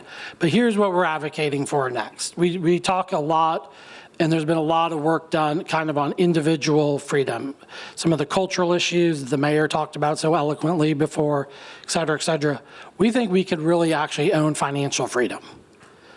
Bidenomics is actually financial freedom, right? Bidenomics is actually giving people a little room to breathe, right? That's what people want. They want security, they want opportunity, they want to prosper, right? They want their own financial freedom. And when they get in trouble, they want to hand up. They want to hand out. They want the government out of their lives. And so we've been testing this a lot. It tests exceptionally well versus kind of the frame that is coming out of DC right now in and around the Bidenomics thing. If you drop the word Biden, obviously, it works really, really well. I don't think this surprises anybody in this room, but it's something we're leaning into. We'd love some input on it.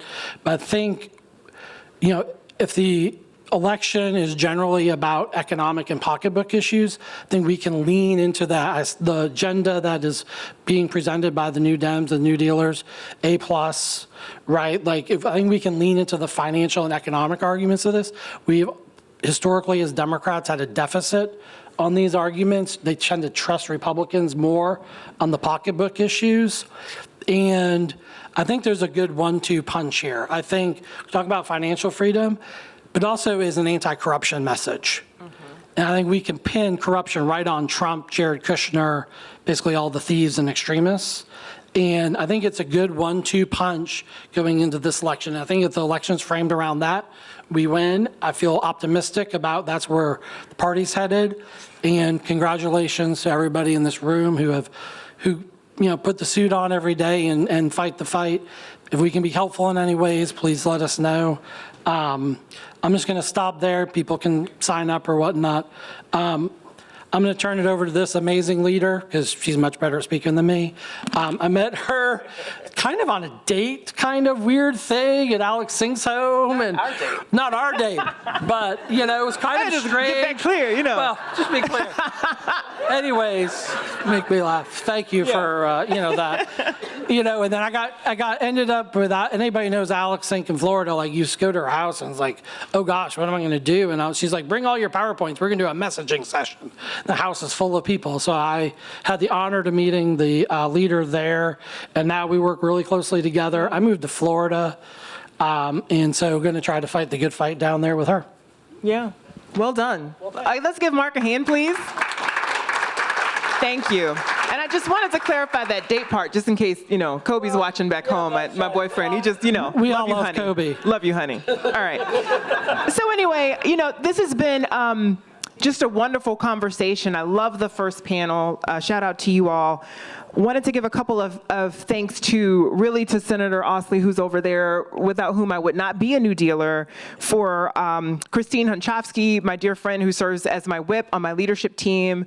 Thank you for encouraging me to come. And to Debbie and Ben for having so much patience. I know it's taken me a while to get here. I've been a New Dealer for a few years now, but I'm so excited to be here with you all.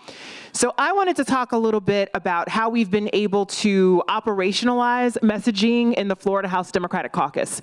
Because I hear all the time that Democrats are really bad at messaging. On the center left, we're bad at messaging. Actually, I think we're very good at messaging. I think we have wonderful pollsters and folks like Mark with his organization that gets the data, gets the research, and puts it into a digestible format so that we could use it. Where we tend to mess up is with operationalizing that information. And so how I wound up at Alex Sink's house that day, actually, I don't even think I knew we were going to talk about messaging. She was just like, I'm getting some friends together. If you know Alex, that's how she sounds. I'm getting some friends together at my house. You should come. I said, okay. And so the next thing we know, Mark is giving this presentation. And I'm a big believer that when the universe wants to birth something into existence, it starts happening and springing up organically in many different places. And so as Mark stood there talking about freedom, my friend who was with me kind of nudged me, Kristen, she was like, you should tell him what you've been working on, what you've been thinking. And that's when I kind of told Mark, like, so in the Florida House Democratic Caucus, I'm thinking about taking us in a different direction. I'd like us to lead in a values-based way when we talk to voters and talk about the freedom to be healthy, prosperous, and safe. That is our messaging tagline, the freedom to be healthy, prosperous, and safe. Now, what I love about this is that it works across all levels. So my members who are more moderate can use it. My members who are more progressive can use it. And I promise you that if you think of any policy that you want to be for, because we have to be for, give voters a reason to vote for us, not just, being against the other side, any policy that you can think of would fit within this framework. So it works really well, because what happens is that my members who are progressive stand at the podium and use that framework. My members who are more moderate use the same framework. And lo and behold, it sounds like we are singing from the same hymnal, because we are. So rather than focus on the individual policies so much, which we do have a platform, and I'll run you through that in just a moment, we focus on how do we package this in a message-based way that allows us to connect with the voter first, and that's leaning in with freedom. So some tips that I have for you as you think about how to operationalize this within your own spheres of influence. The first is to follow the data. You have to follow the data, and here's why. There are a million people who are going to come to you with their thoughts and ideas about what our messaging should be. Okay? I had a very dear friend who was like, well, I don't know about freedom because, black people have never really been free, which is true. We're still working on that. We're still working on that.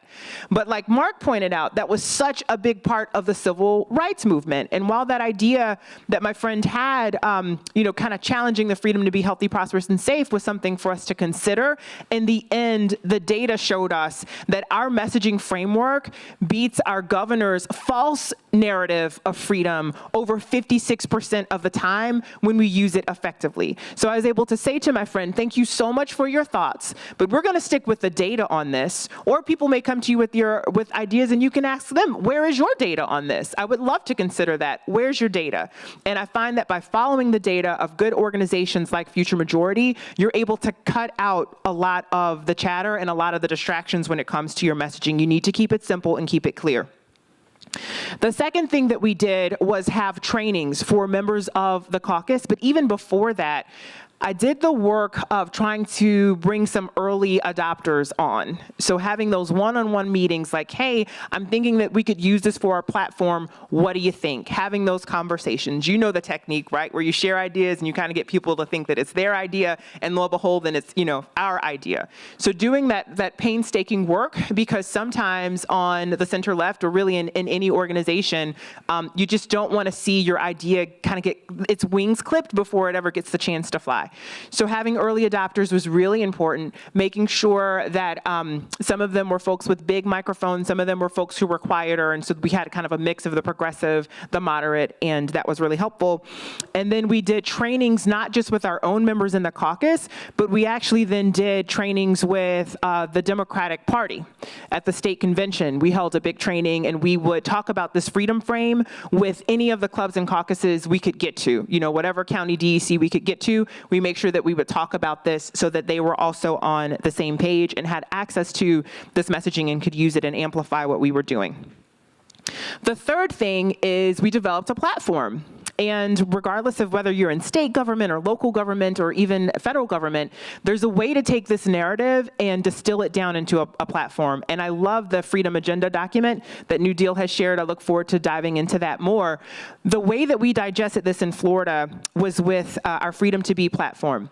Freedom to be healthy, prosperous, and safe. On the healthy piece, we talked about expanding Medicaid. Florida ranks 49th in the nation for healthcare. We are one of only 10 states that has not expanded Medicaid. By expanding Medicaid, we would cover roughly 800,000 Floridians who are currently without health care, and it would save roughly $200 million in general revenue in our budget every year. It's actually a really big deal. So we talk about this in terms of expanding access to high-quality, affordable health care. That's the healthy piece. Prosperous. Inflation was running rampant throughout the country, and it's come down in most places, but not in Florida. There's something going on with our economy there. We tend to be a very low-tax state, a low-wage state, and unfortunately, the cost of living is outpacing the wages that folks are making. Property insurance is a big issue for us. We are ground zero for climate change and climate rescue, and it means that the American dream is slipping from folks' hands, and then even when they attain it and purchase a home, they cannot afford the property insurance to protect that investment. So we talk about property insurance, property insurance, property insurance all the time. The governor can be talking about banning books, and we will find a way to work property insurance into that rebuttal because the Republicans are losing on it. They've been in charge of our government since the 90s, and they need to own this failure because what they've been doing is giving $3 billion bailouts to the insurance industry and not providing any relief for homeowners. So we have a bill in our platform to lower property insurance. Housing affordability is also very challenging for Floridians right now. Florida's become a place where it's too expensive for Floridians to live. So we talk about how to repurpose old shopping centers and urban blight for the purposes of affordable housing. Investing in small businesses. We all know that small businesses are the backbone of our economy, and we should not cede that point of being good on business. We should not cede that to the Republicans. So we came up with a grant program, really more like a loan program. Florida is known as a capital desert when it comes to startups and small businesses who are looking for capital and looking for those sorts of resources. So we wanted to find a direct solution. Accountability in education. This is the last piece of our prosperity plank. And I don't need to tell you what's been going on with education in Florida. You see it, you see it. Where you have a governor who stands up at a podium and says that slavery had conferred a benefit on the enslaved. When he stands up and he says that African American history has no educational value. When they're banning books. When they refuse to teach our kids accurate history.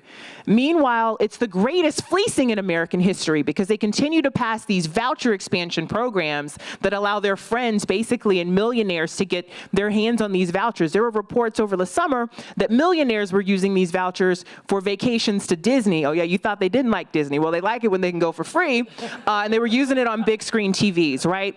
So our bill just says if we're going to have charter schools that are run by for-profit corporations, if we are going to have these voucher programs which are taking our taxpayer dollars and giving benefits to millionaires, we need to know how this money is being used. We need to hold these schools and the education system accountable. So that's the prosperity piece. And then the safety piece. You could look at this in many different ways. You could even look at this with respect to climate change and climate rescue. But in our caucus, we happen to have an expert on gun safety. That is Representative Christine Hunchofsky, who also served as the mayor of Parkland during one of the gravest mass shootings in American history and led that community with calm and with care and with compassion. And so Rep. Hunchofsky carries a bill for us on common sense gun solutions. Not talking about taking a firearm or a gun out of the hand of any law-abiding gun owner, but just being very thoughtful about our policies and how we can rid our communities of gun violence and keep them safer.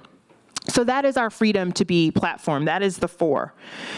The 4th point that I would mention is we still have to be against a lot, and that's the freedom to be piece. That's how we use that freedom to be frame. You have the freedom to be, you have the freedom to not have politicians looking over your shoulder in the exam room trying to make medical decisions for you on those personal decisions of heart and home. You have the freedom to have your kids read books. You have your freedom to have kids, learn accurate history. You have the freedom to go and worship at your place of faith and not worry about whether or not you're going to come home because there was a mass shooting. So we use the freedom piece to really push back as well. And then the 5th thing that I would say, my last point, is just you have to reinforce it, and that's called message discipline. And it's at the point where during committee weeks and legislative session, I hold media availabilities at least once a week. The press can hop on, they can ask any questions that they want.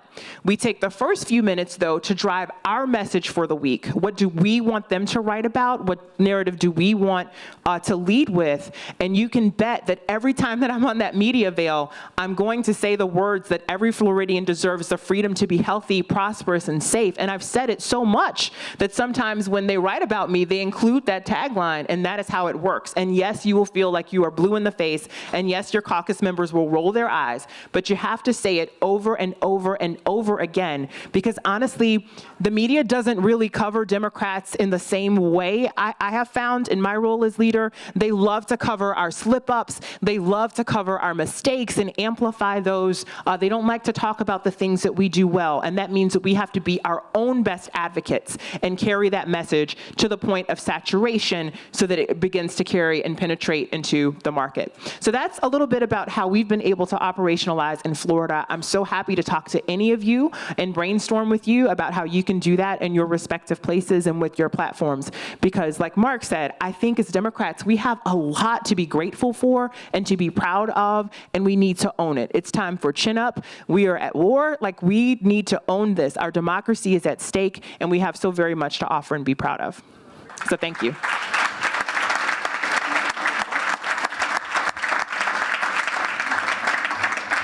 Thank you, Leader Driscoll. Thank you, Mark. So much great usable information there. I'm sure we'll continue the conversation. We're now pivoting to more specific policy ideas as we continue our Freedom Agenda discussions with a conversation on climate solutions, including under-the-radar ideas to address climate change. As our agenda states, we believe every American should have the freedom to live without increasing fears of extreme weather devastating their communities. This panel will be moderated by Colorado Senator Chris Hansen, a leader on state climate legislation. His proposal on reducing emissions in Colorado was a finalist in our Ideas Challenge. He's joined by Boise Mayor Lauren McLean, who has set and is in the process of meeting ambitious goals to secure an environmentally and economically resilient future for her city. And Harry Tannenbaum, president and co-founder of Mill, where he has built an entirely new system to prevent waste, starting with food. So, Senator Hansen, I'll let you take it from here. All right, Jonathan, thank you. A very good morning to everyone. Our fast-paced morning, I love it. We're gonna have a chance to dive in a little more policy wonk here, I think, for this panel. Which I always enjoy. We're gonna get a chance to talk about some of the under-the-radar opportunities to address climate change. And I don't think I have to tell this room that we're in a climate crisis. I think we can all feel it and see it. We just heard about in Florida, right, the hurricanes and how that translates into higher insurance costs. In Colorado, that's wildfires, it's drought on the west slope in the Colorado River Basin that you've probably seen the pictures of Lake Mead. And maybe just as tragically, it shortened the ski season by 3 weeks. Imagine that for a second. When I was a kid growing up nearby, you could ski about 3 or 4 more weeks per year. And so it is felt in very tangible ways all across our globe. And we can all translate that into powerful messaging, I think, in our local communities. The other thing, of course, for New Deal is how do we translate a clear problem into practical solutions? And that's really what this panel is going to be about. Giving some examples of some things that might not be as obvious, or the headlines that you've maybe seen, and then how do we take the federal policy, the IRA in particular, and translate that into immediate action at the local level. And we've got lots of mayors and state legislators in the room, of course, and we get a chance to do that at both of those levels every single day. So what are some of those under the radar things? Well, I'll kick it off with a couple from Colorado, and then I'm going to turn to the experts here who have joined me on this panel.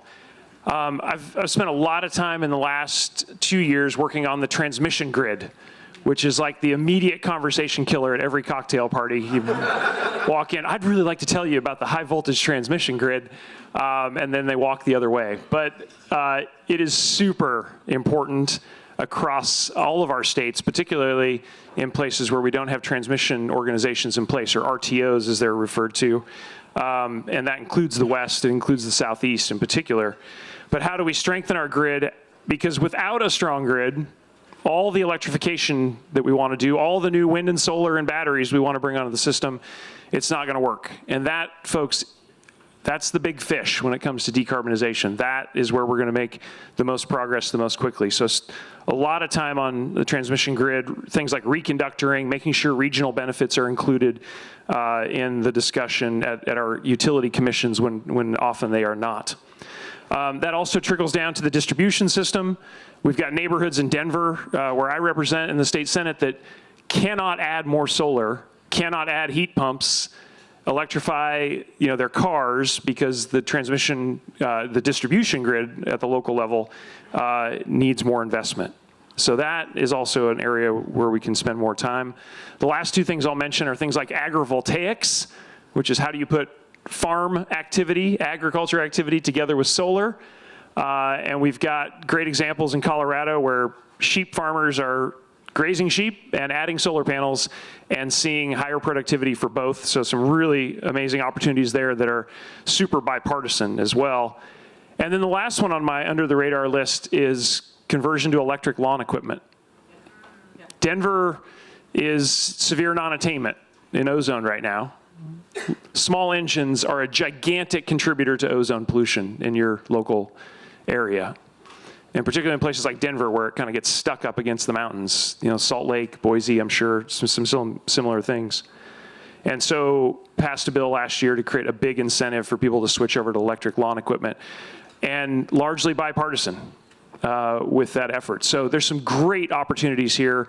We can get support from the other side. Sometimes you can't say the word climate or carbon, but you can still make gigantic progress in a bipartisan way. So that's what we're going to talk about on this panel.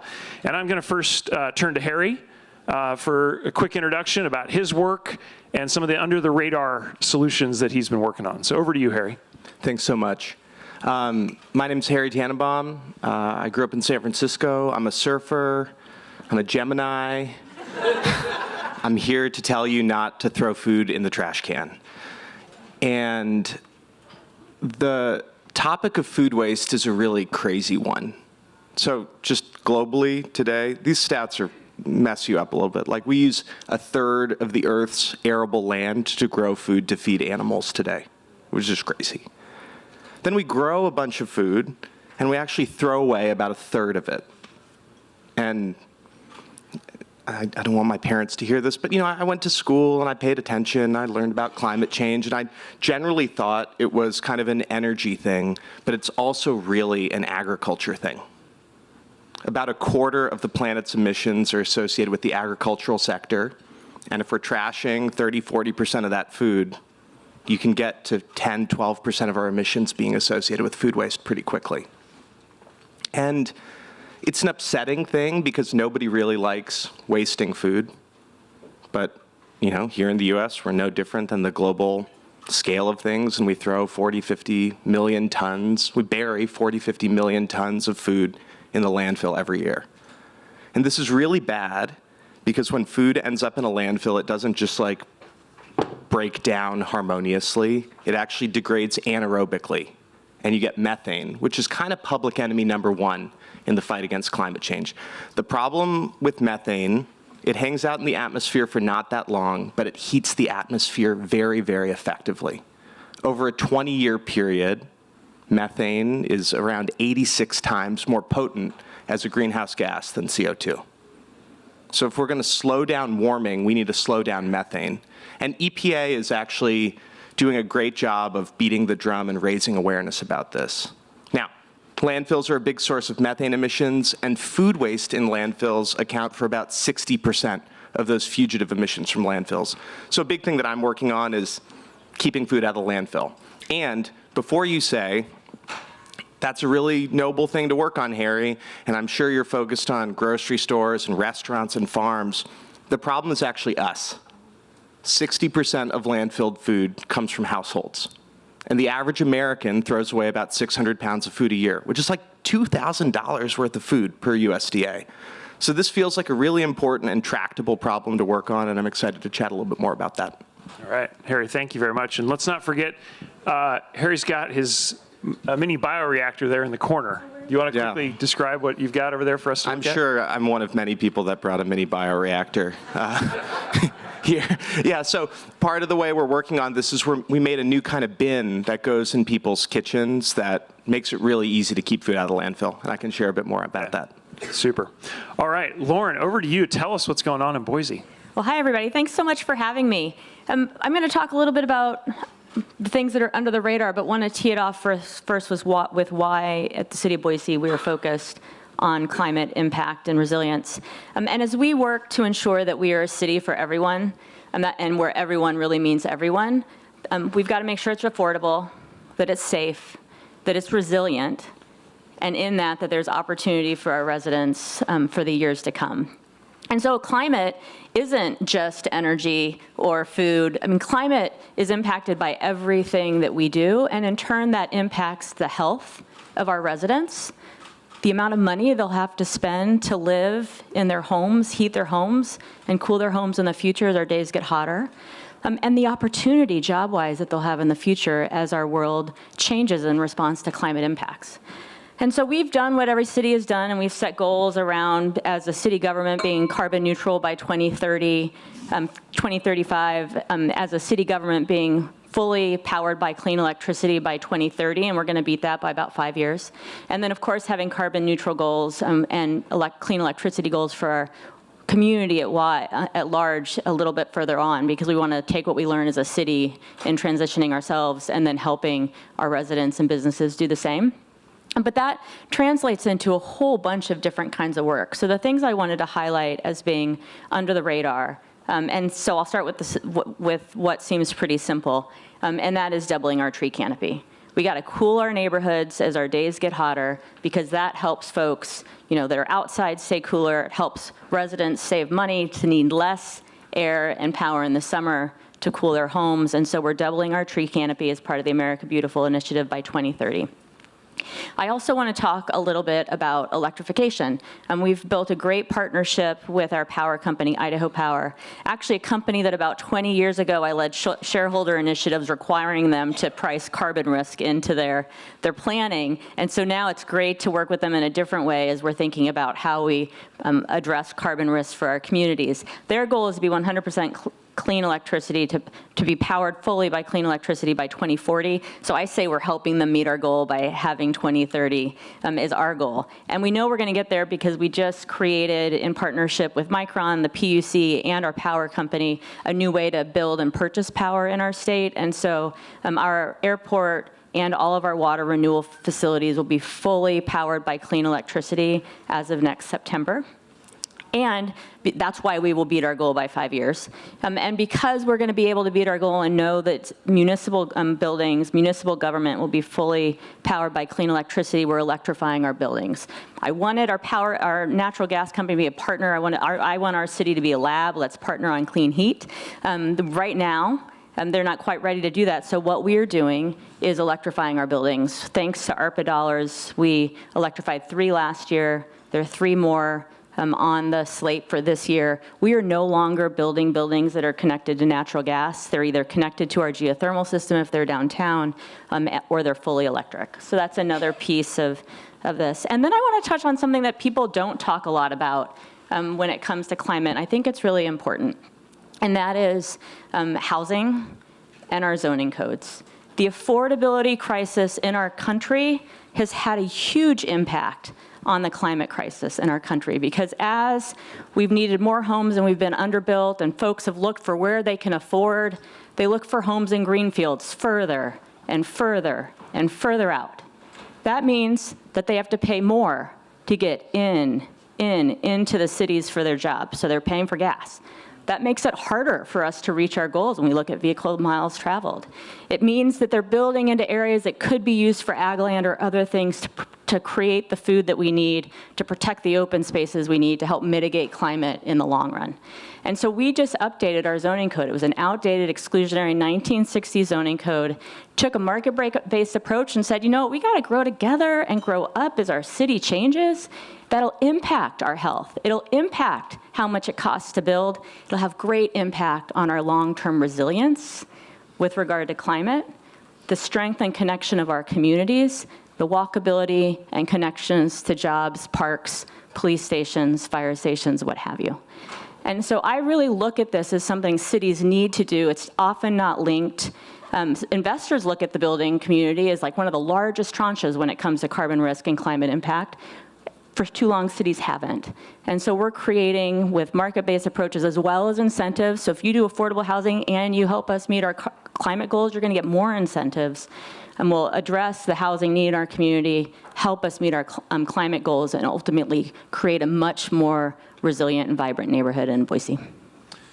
All right, a powerful opening. That gives us a bunch of great threads to pull on together. Let me come back to Harry. To continue with the food waste issue, what, I guess, as you think about your company's work, as you think about this space, what technology, what approaches do you see really moving the needle on reducing this food waste problem? Thanks. The problem of food waste through a city's lens a little bit is around participation and contamination. These are the two big things that are tricky to deal with, and it ends up being a behavior change problem.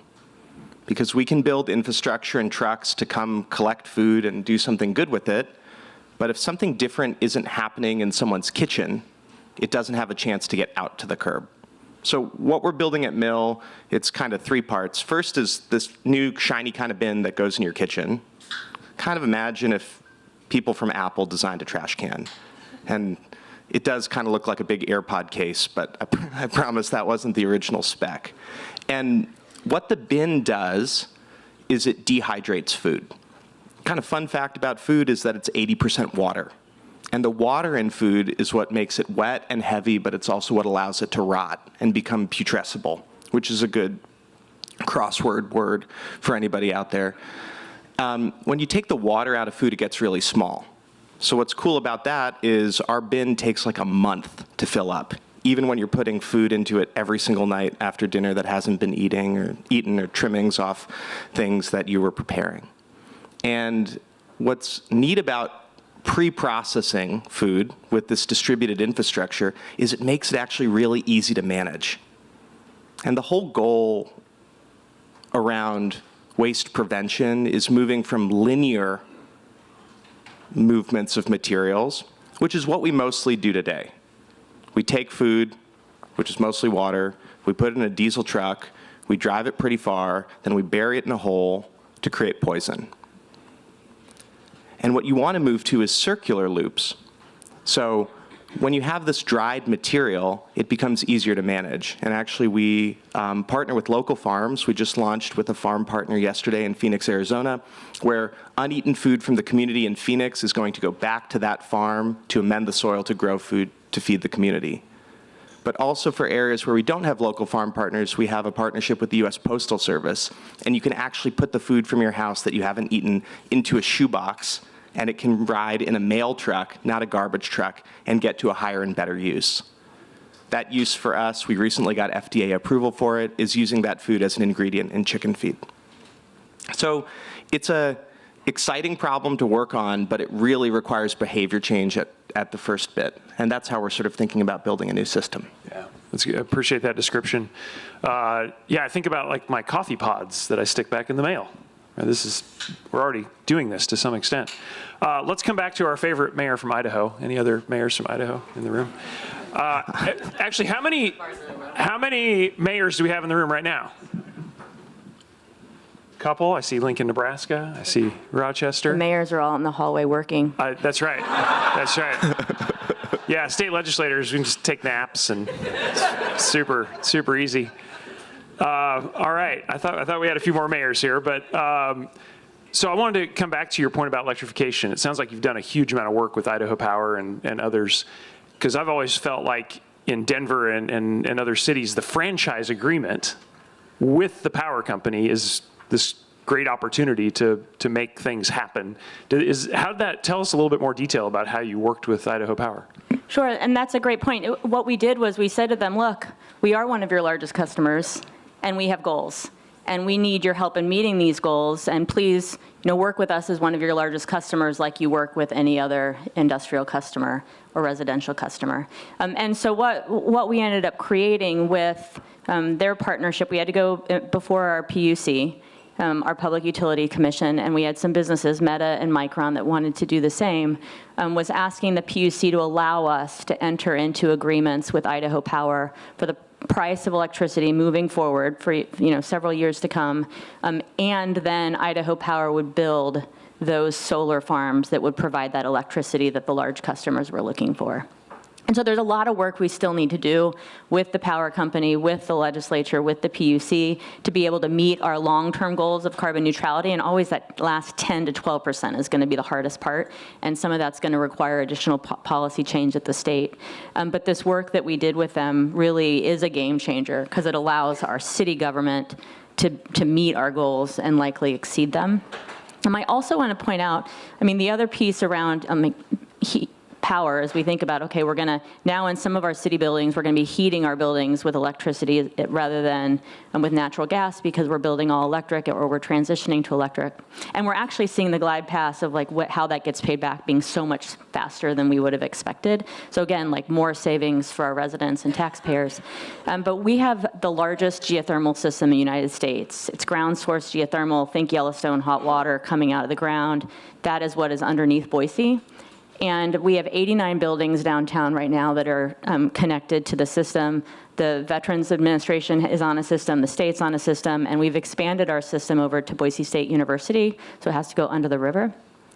We are now seeking ways to be able to use this geothermal heat year-round and more expansively. So we not only have to care for a system that IRA didn't anticipate because so few cities or places actually have ground source geothermal the way we do, so we've got to update it, and the pipes with all the minerals get really corroded really fast. But we also want to expand it, and so we're looking at ways that we can use the system and innovate to use it year-round, where we could put heat pumps in the ground or low down. We could actually use it for cooling over time, as well as expand the usage of water once, twice, and now maybe 3 or 4 times before it goes back into the ground. And so really see that as another long-term solution for not only heating, but cooling in communities that have geothermal, and really hope to be able to create some funding sources to help us do that. Yeah, I love the emphasis on ground source heat pumps. Massive opportunity at residential, commercial, or as Boise is now proving, the district level, the whole downtown. And I think Denver's going to end up in a similar place over time. We're replacing a 1905 steam system that used to be coal-fired. So yeah, great chance for updates here. I was going to mention really quickly how many state legislators in the room who are off their nap schedule? Yeah, there we go. That's right. That's right. We're not multitasking. We're focused. I was going to mention something that one of the under the radar things that we've made some progress on in Colorado is this idea of reconductoring. If you guys probably have heard about transmission projects across the country that take 10, 20 years to get done. Building linear infrastructure in this country is almost impossible. I think about in the West, where the federal government owns a third to more than half of the land mass. just getting permits from BLM to build new power lines so that Boise can electrify things. We're having the same problem in Colorado, New Mexico, et cetera, really similar issues. And the DOE estimates we need to triple the capacity of our grid to do all the electrification that we're going to need to do for climate. And reconductoring is basically put a new line on the existing tower. And that can be done permitting in a year or less. So just something to think about where you upgrade the capacity 50, 60% just by replacing the line that might be 50 years old on that tower. So some under the radar things. I know we are getting short on time, but we've got some space for some audience questions. So who would like to jump in? And Jonathan's got the mic. I think we've got two, and then we'll probably wrap. All right. Thanks. This is really interesting, and I've already texted some policy people about ideas you shared. So how much is that trash bin? So thank you for the question.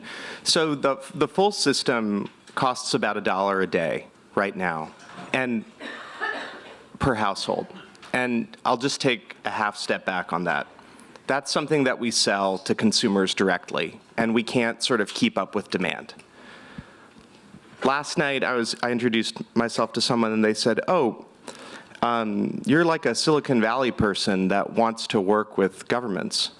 And I thought to myself when I was a kid, I never thought, like, when I grow up, I want to be a Silicon Valley person. But I guess that's what I am. The way we think about decarbonizing the economy, and I think the way we all have to think about decarbonizing the economy, is we need systems change. And to have systems change, we need new systems that are going to replace the systems that exist, and they need to be better, faster, and cheaper than the ones that exist out there. And mill, the way we think about approaching a consumer, is different than the way we think about partnering with a city. In many cities today, there are what are called pay-as-you-throw rate structures for waste. This is a really interesting thing to look into if you haven't adopted this in your region, where the waste bill that your constituents pay is pegged to the amount that they send to the landfill, or there can be rebates that are awarded if you do things like compost or divert other materials from landfills. So there are many markets where what we've found is folks can shift down to a smaller bin and actually get something like mill for free. Another interesting thing is there's actually a lot of government funding out there that is viable today. So just a basket of dollars that I think everyone should be aware of is the CPRG, the Climate Pollution Reduction Grant funding from the EPA. It's a $5 billion basket of grants that cities, municipalities, and MSAs can apply for to the EPA. And what it is pegged to is a priority climate action plan that you can put in place in your region. And there's a period where the EPA will help fund creating these plans or amending plans if you already have them, and then we move into an implementation period. And the estimated grant size per MSA is between $2 and $100 million. And it's interesting, food waste reduction is viewed as a very viable way to reduce methane. And we actually are excited about food waste being a part of these climate reduction plans because it's near-term action on methane, which is something that the EPA is looking at really favorably. And I'll wrap up here in a second, but the way we think about changing the system, if you take all the food out of the trash cans, do you need to collect waste as frequently? And systemic change at density with distributed infrastructure, like solar or wind or batteries, can really unlock different economics. I think it could be a cool ideas challenge topic as well, for what it's worth. Yeah. It's a great point. We've got, oh, right here. Okay. Hey, Andrea McClellan from Norfolk, Virginia. Harry, you touched on this, and maybe Olivia could help us with this too, but at the end of the day, we have to change hearts and minds. We have a lot of wishful recyclers, for example, who are throwing all sorts of crap in recycling. How do we change hearts and minds about using public transit, about walking and biking, about composting, making sure our houses are energy efficient? Because at the end of the day, we as governments can set some standards, but we really need our residents to be helping to lead this idea. So I was just curious if you had any tips of what's going well in Boise, in Colorado, et cetera, that we could utilize in our municipalities. I find that if I say I'm from the government, I'm here to help. That typically solves the problem. But let's start with Boise. Yeah, we look at that a lot. And we have a community engagement team that works closely with the community and creates as many opportunities to share what we're interested in doing, to ask questions of our residents, and then to take that and help build out programs that we're creating.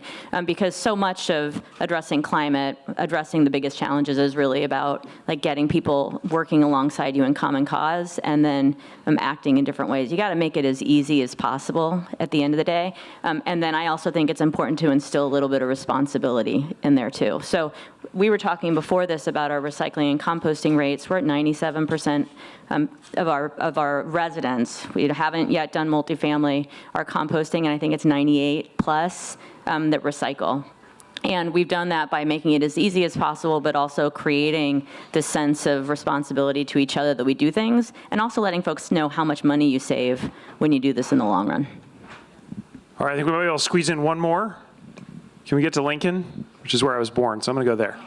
Yeah. Thank you. Yeah.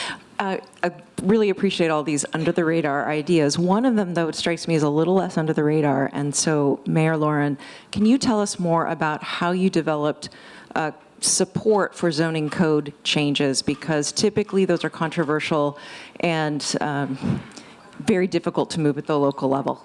Sure, and I wouldn't say we did our zoning code under the radar, but it is never enough connected to our long-term climate goals. That's what I meant in terms of like impact, under the radar impacts on climate. Zoning codes have huge impact in the long run. We undertook it was a 3.5-year process for our zoning code. I created a citizen committee that was a mix of folks that both supported the ideas, some people that opposed the ideas. They weren't all practitioners. I wanted regular people with lived experience in our neighborhoods to be part of it. Create a plan. The consultant did the same plan that he did for every other city. I didn't like it. The community didn't like it. We wanted a Boise plan.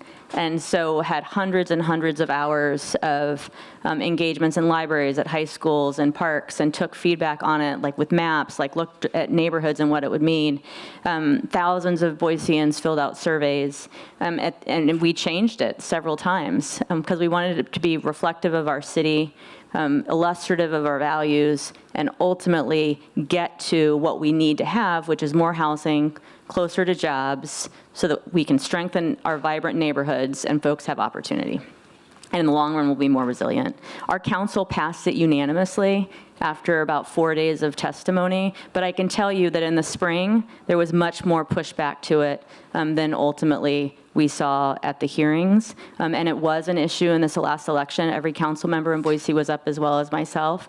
Every person that was up that was supportive of modern zoning, homes for families, was elected. Will you join me in thanking our great panel?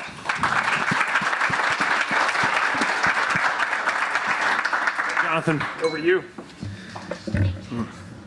Amazing. Thank you, Senator and Mayor and Harry, for a great conversation. We continue this section of our program with a discussion on ensuring equitable educational opportunities. As our Freedom Agenda states, we believe every American deserves the freedom to live in strong communities with good schools, and we must prioritize public investments in education. This conversation will feature Georgia Representative Phil Olaleye and Empower Schools CEO Alyssa Morton. And as they come up on stage, I want to take a moment to recognize Representative Olaleye for his Georgia Educational Opportunity Act, a winner in New Deal's Ideas Challenge this year. So congratulations, Representative. And Alyssa, I'll turn it over to you. Thanks, Jonathan. So I'm so honored to be here today. I see so many champions for educational equity in the room, so thank you all for the work that you're doing for our kids. And congratulations, Representative, on your win in the Ideas Challenge. Thank you. Round of applause, round of applause. I'm going to start with just a bit of framing around the educational landscape that we have right now, and then we're going to dig in to this idea that the representative from Georgia has introduced. And so I want to start by talking a little bit about where I come from in this work. I am the CEO of an educational equity nonprofit called Empower Schools, and we have the opportunity to work really at two different levels in the education system. We work on the ground with school districts, school leaders, educators, parents, with higher ed institutions, and with workforce partners to rethink how our students are experiencing school day to day and leverage strong policy to operationalize it for student outcomes. And we also work at the system level with policymakers, with elected officials, with state education agencies to put good ideas from practitioners into policy so that more people can benefit from great ideas and that more states and local communities around the country can learn from each other. This is all in the interest of opportunities for our students, and particularly our nation's most underestimated students, Black, Hispanic, rural students, and students experiencing poverty. So all of our work is particularly focused on those students. And this work is more critical now than ever. Our recent NAEP scores, the nation's report card, showed that only 1/3 of our students in 4th grade can read on grade level, and we just had the largest decline we've ever had in math proficiency post-pandemic. And there are gaps that have existed for a long time and are getting wider between our Black and Hispanic students and our white students, and the students who are furthest behind and those who have gotten ahead. These gaps persist when we think about high school graduation, college matriculation and persistence, workforce participation, and wages. But I'm hopeful. Mayor Smathers told us we're in the business of hope, and so there are things to be hopeful for. So one is that I've seen communities across the country and policymakers in different states embrace a new concept for public district schools, and that's innovation schools. Innovation schools are succeeding in Spartanburg, South Carolina, in Indianapolis, in Denver, in Wilmington, Delaware, Springfield, Massachusetts. These schools are district schools that allow educators and families to customize the student experience for students and offer choices. They offer different educational models, but they benefit from being part of our democratically elected school districts. They get some of the advantages of charters without the controversy and without the separation. And so that's one of the promising things I've seen that's really driving more achievement and opportunity for the students least well served by our current system.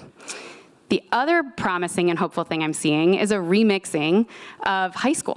So my colleague, Chris Gabrielli, teaches this class at the Harvard Graduate School of Education, and he's calling it remixing education. And this is a blurring of high school, college, and career, where students from 9th grade, in many cases, are starting to experience career-connected learning, mentorship, advising, industry partnerships, and earning college credits, and in many cases, degrees, while they are still in high school.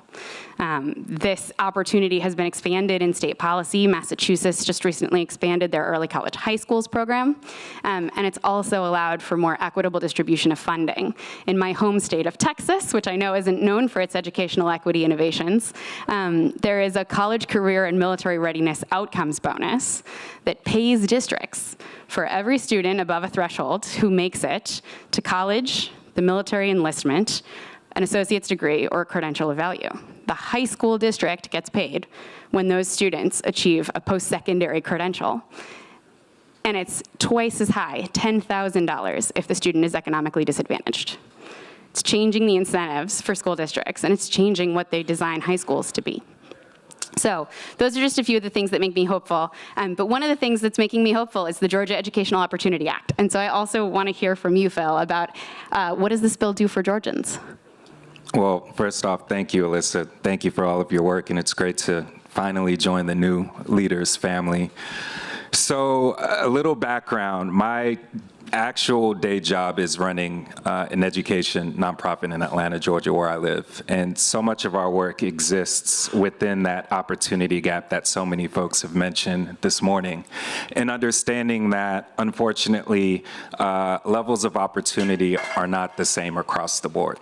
So much of a child's suite of opportunities depends on their family circumstances, the community or zip code they call home, and that provides great disparities in access to resources, access to opportunities, and access to so many things that determine success long term. In the state of Georgia, unfortunately, we exist on a very short list of states that currently do not provide additional funding and resources to local school districts serving children living in poverty. And so the act simply revises a very very old and antiquated funding, our education, our state education funding formula, which decides how many dollars in resources are sent to urban districts, rural districts, and districts in between. Similar to a gifted program, similar to children with disabilities, there's a funding characteristic built into that revenue mechanism which decides this is a child that needs more, needs additional resources. English as a second language learner receives additional resources per pupil, but not children living in poverty. And so a lot of my work with my nonprofit in classrooms, working with educators, with families, guardians, and understanding there's so many barriers to opportunity and resources that create impossible conditions for success. And you've spoken at length about the diversity of Georgia's educational landscape. I'm curious, how do you see school districts using this money? Every school district and community has its own unique set of needs, and the beauty of this bill is that you get the resources and you decide, you have discretion over how those resources are used. So in rural parts of town, it was mentioned yesterday, one of the speakers at the White House talked about the digital divide. It could be used to provide Wi-Fi hotspots for students. It could be used to fund transportation. Our transportation revenue line item has been flat for the past 20 years, while expenses have ballooned five times. So the burden to fill in the gap falls on local school districts, and they're having to decide between academic enrichment and social supports for their children, for our children. Suburban parts of the state, it could be used for mental health counseling. It could be used for academic recovery. In my district and parts of Southwest and Southeast Atlanta, it could be used for nutrition programs. It's really hard to learn when you're stepping foot inside of a classroom on an empty stomach. It could be used to provide resources for children who come from homes where they lack stable housing. And so there are myriad of ways that these resources could really reach the hands of our hardworking educators, school leaders, and community stakeholders to level the playing field and create a level of freedom. We were talking about freedom earlier, but a level of freedom and opportunity for every single child to thrive and be prosperous. And you speak about this work so passionately. I know you said it's your day job and it's also your policy priority. How did you personally shape your views on education? I was that child. So my nonprofit, Next Generation Men and Women, we serve exclusively Title I high schools and build ecosystems of opportunity, bringing workforce in and community partners, technical colleges, and four-year universities to allow students on a monthly basis starting their freshman year to enter spaces to learn about fields and industries, to get excited about what's possible beyond the walls of a classroom or their greater community, opportunities that I frankly did not have growing up in DeKalb County. My parents were immigrants. We had no familial net to fall into. We all we got. And I had the opportunity back in the 90s in Metro Atlanta.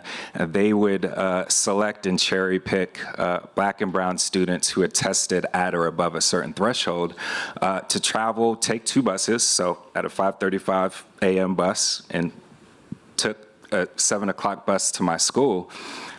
Just to get your hands on a quality education. And so I see so much of my story in the youth that I serve, and I see so much of my story represented in the hopes and dreams of so many Georgia children across the state.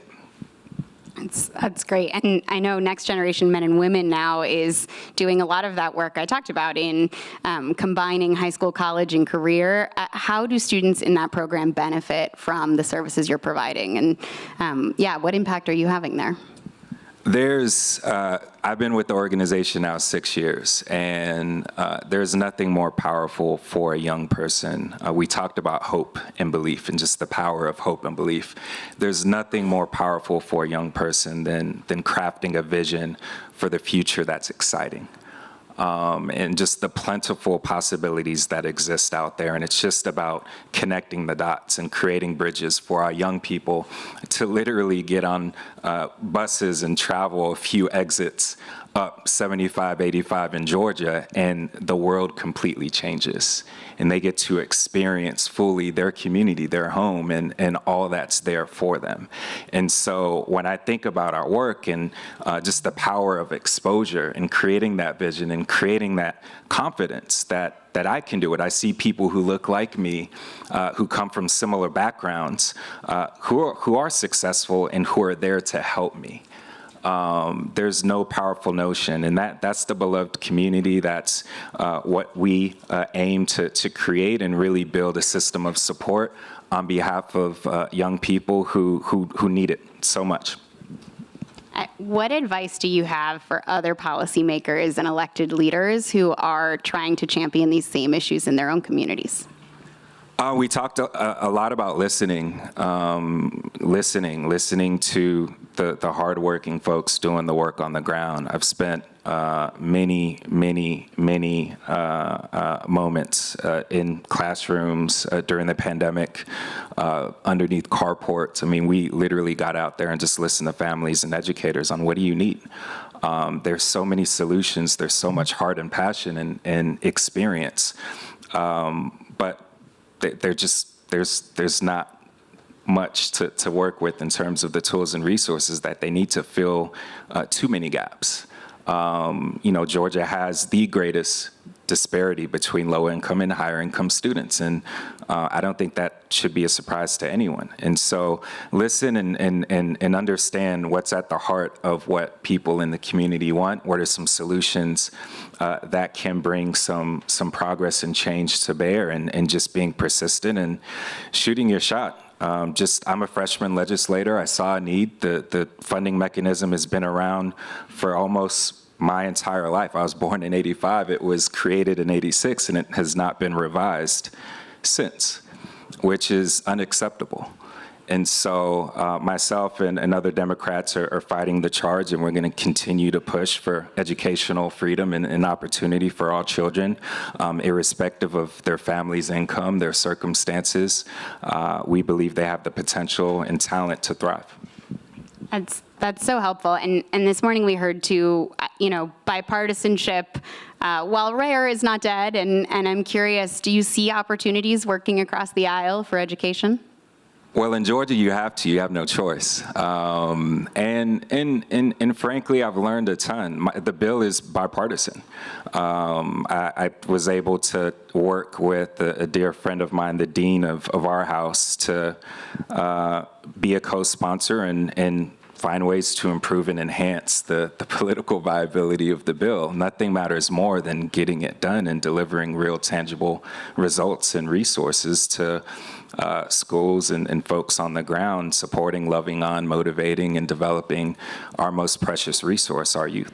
And so you have to be willing to maintain an open mind and work with anyone who's going to center our children and center our state's future, and push forth legislation that's going to make a difference in their lives and really enhance the strength and resilience of our communities. Great. Well, we have time for an audience question or two. So if folks want to ask a question, feel free. I think, great. We have a mic in the back.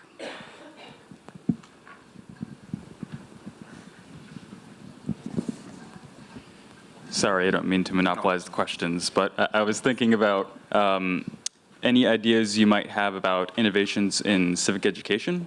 I know that Maryland, for example, just recently launched a service year, and I think it might be the first state in the nation to do so, which is really exciting. But I'm curious if you have any similar ideas or anything to share on that front. You're the expert. Maryland's example is the one I was thinking of too. I mean, we've certainly seen individual schools embrace different pathway and career exposure opportunities for students. And so having more schools with the flexibility to think about how they calendar, how they provide internships and apprenticeships to students, and what coursework they pull into their core curriculum. And so certainly pathway programs can embed college courses, but also, thematic educational opportunities and exploration that way. And I think we're increasingly seeing more of that at the local level. And so where, mayors' offices have said, hey, we want to build partnerships with local high schools where students embed in our, city government. Cajon Valley in California actually has deep partnerships between the school district and all of the city government entities. And they have a rotating cast of high school students interning at all the different local government jobs. And a lot of those jobs will ultimately pay for those students to get higher education. And so you can start working right after high school, but continue your education with support from the government. And so I think that's been a promising model in California, but I'm sure there are others, and I'd love to hear more about the ones that folks here know. Yes. Good morning. Marvin Pendarvis, State Representative out of South Carolina. This question is for the representative. One, I do understand the challenge you have in working across the aisle in South Carolina. We're similarly situated to you all in Georgia. But I did want to ask a question about HB 668. One, how many, I know that it says that you're one of 6 states that does not allocate funds. Can you tell me the other states, if you know off the top of your head, that do not do that? And then what is the strategy that I guess that you're employing to try to get it across the desks and signed into law this coming session? Great question. Thank you. Off the top of my head, I know our neighbor to the south is on the list, and we actually built this bill off of the work that you all did back in, I want to say 2021, in creating a funding characteristic to provide additional funding for children living in poverty. So thank you for the good work. A lot of it is working with our chairman and the rural, both Dems and Republicans. They understand the power of public schools and what a public school means to their community. It's the beacon of civil society, football games on Friday, community events, jobs, workforce development.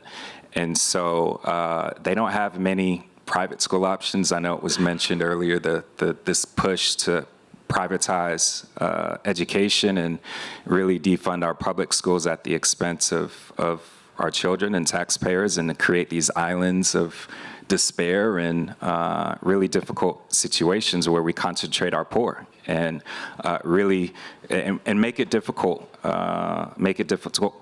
to do the already hard work that sits before many educators and school leaders. So leaning on a lot of my rural colleagues, leaning on our education chair and appropriations chair to just continue to push, continue to pull community members and stakeholders and advocates into the process so that they're hearing directly from their constituents, particularly those representatives who are amenable and open to the real need to finally invest fully in our public schools and our children. So we're going to continue to fight. We're going to continue to keep an open dialogue. It's not a novel idea, as I mentioned before. If anything, let's tap into the competitive juices of individuals. We don't want to be last in the Southeast, right? South Carolina just beat us to the punch. Let's not let looking at yeah, we don't want to lose anything to Florida. I'm going to call them out. So let's just get it done. Let's get it done once and for all, and join the rest of the country in putting our children first. Great. I think we have one more question in the back. Oh, go ahead. Hi. 2 more? Okay. I'll try to go fast. I'm Natalia Macker. I'm a county commissioner in Jackson Hole, Wyoming. And I'm curious just to hear any thoughts about the growing mental health challenges that are presenting in schools and what educators and other school professionals are having to take on in that space. It's real, especially post-pandemic, suicidal ideation, mental health challenges and crises being felt across the board with very little infrastructure support within the schools to confront the challenge and to support our young people. And so it's tough. Again, if you're looking at a counselor to student ratio or the other way around, it's, I don't know, 400, 500 students per, 600, 750 students per. And if you look at more affluent schools, that number shrinks where you have more intimacy and can be more responsive to the needs of young folks within those schools. And so resources play a huge role in prioritizing the mental health and wellness of our students and children and providing schools and school districts with the resources they need to combat that. Yeah, thank you both. Matt Meyer, County Executive from Newcastle County, Delaware, candidate for governor. Can you talk a little bit about the political opportunity / challenge of promoting or proposing your innovative programs with teachers unions? Sure. Yeah. I mean, Empower Schools works in states that have really strong teachers unions, and they've been good partners to us in many cases. And so I think part of it depends on the structure of the enabling legislation. But we have seen innovation schools thrive with collective bargaining agreements. They're actually, in many cases, structured as teacher-powered schools where educators have more decision-making authority over things like the school schedule, the staffing model, and when they have control over the budget, they make decisions like more mental health professionals and redefine what the day looks like and what the family engagement looks like and things like that. And so one example I would give is in Springfield, Massachusetts. The Springfield Empowerment Zone partnership is made up of district schools, and that partnership, the group of schools, has a separate collective bargaining agreement with the union. So there's a district collective bargaining agreement that's longer and more detailed, and then a zone collective bargaining agreement that authorizes elected teacher leadership teams at each campus to make the decisions about how that campus operates. And so those teams have made different decisions in different cases, but what's important is that they're owned by the teachers. And that partnership's in its 9th year now. When that union agreement came up for renewal, it had a 96% support vote from the teachers in those schools.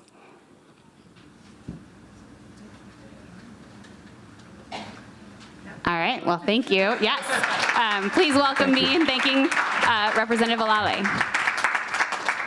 Amazing. Thank you so much, Representative. Thank you, Alyssa, for a great conversation. We will have one more of these Freedom Agenda discussions tomorrow morning. Hopefully you'll be with us. We'll be talking about democracy with Secretary of State Maggie Toulouse-Oliver from New Mexico, another one of our Ideas Challenge winners. And now I'm thrilled to welcome a third one of our Ideas Challenge winners to wrap up this section of the program, Oregon Representative Janelle Bynum, also a candidate for Congress, who, among her many achievements in the legislature, is showing how we make the most of new federal investments during the Biden administration. So we congratulate her for her legislation on leveraging federal CHIPS funding and creating a diverse STEM workforce, a winner of our Ideas Challenge. And Representative Bynum, I'll turn it over to you.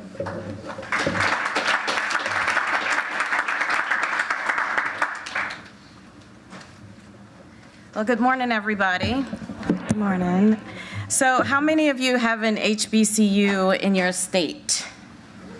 Okay, so you know what it is. Does anybody not know what an HBCU is? Okay, that's fair. So I'm going to use an acronym here. HBCU is a historically black college or university. So I'll just get started and we'll lay that groundwork. I want to thank everybody for being here this morning. And it's an honor to be able to deliver like my little slice of America. It's exciting because I'm a mom of 4, I'm a small business owner, and I've been a state legislator for the past 7 years. And I think it's an exciting time, like people feel a little, I don't know, feel like they're in the doldrums a little bit, but it's an exciting time for people like me to do the work of attracting federal funds, getting huge opportunities to shift the narrative in our country. And it's a huge opportunity to drive economic prosperity like never before for our communities. So I think we're really at a moment where we can redefine what our future looks like. and really drive the competitive spirit. Now, I will say competitive spirit because I am a sports mom. I am an Oregon Duck sports mom. I am the mom of number 23, Ellis Bynum, and I am competitive. I'm not an athlete, but I am competitive. And so this, working with the CHIPS Act, I think was really an opportunity for us to do something very, very different in Oregon. I will say that as I'm an electrical engineer, and in 2001, we had September 11th, and that changed the landscape for our family.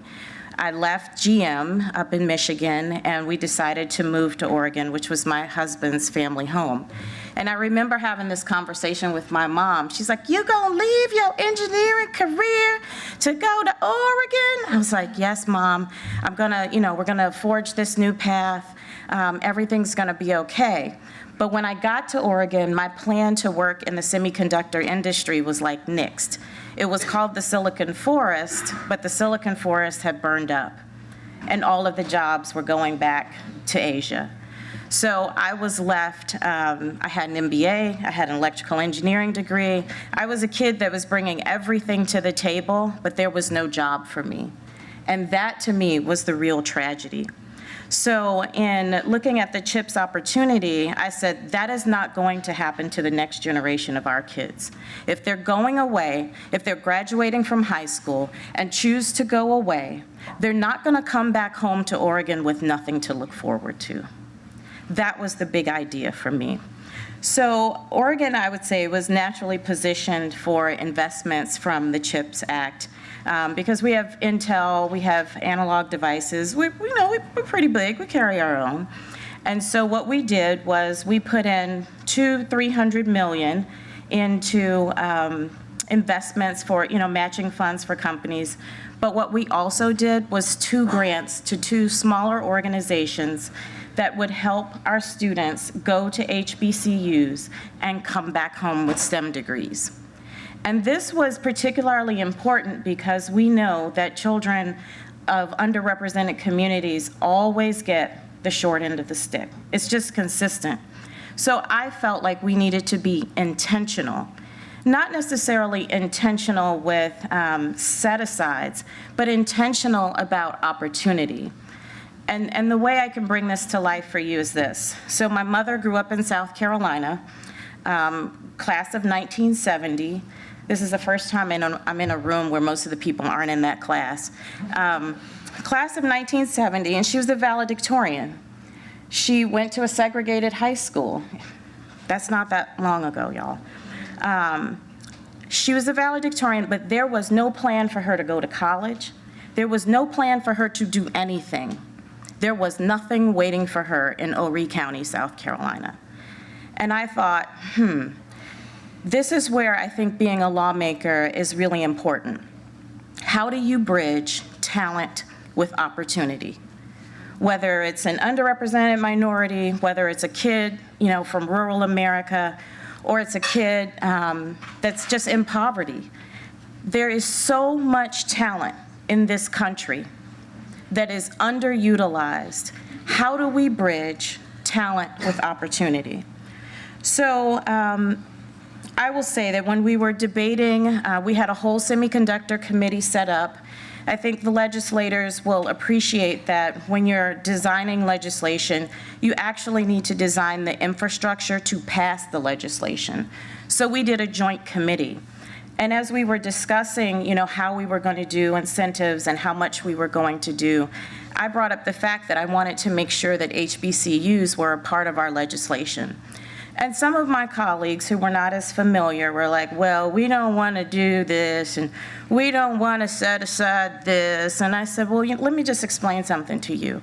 We have Oregon students at HBCUs, and we have Oregon students who want to attend HBCUs.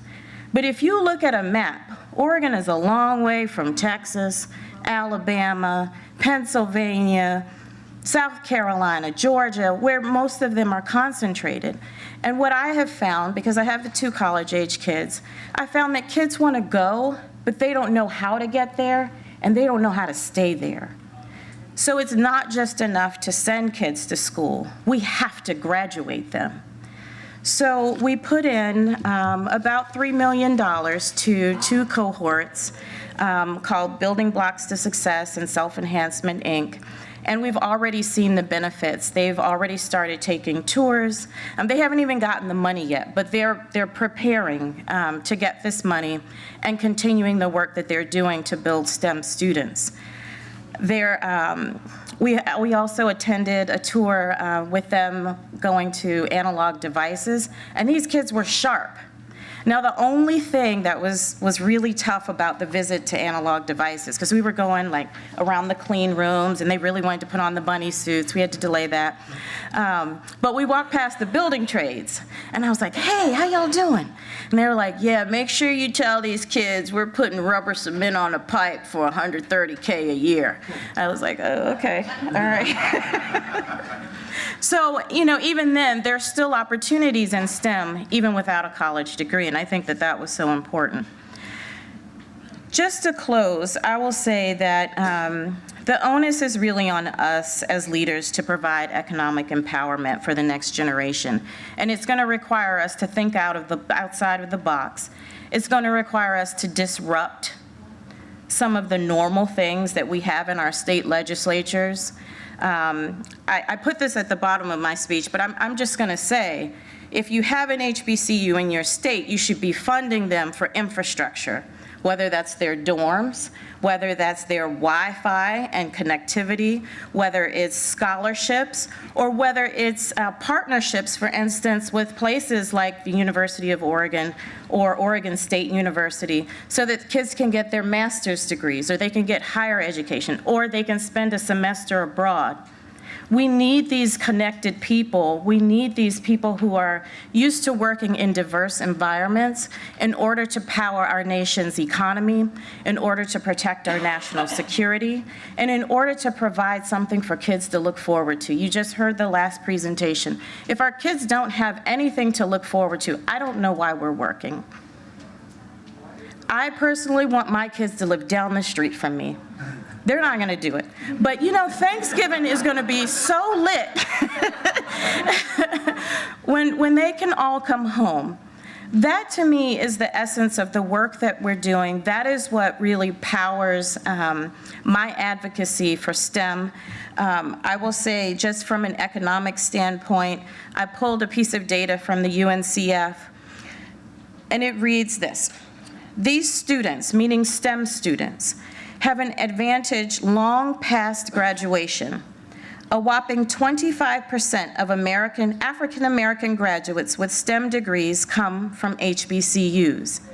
8 HBCUs were among the top 20 institutions to award the most science and engineering bachelor degrees to Black graduates from 2008 to 2012.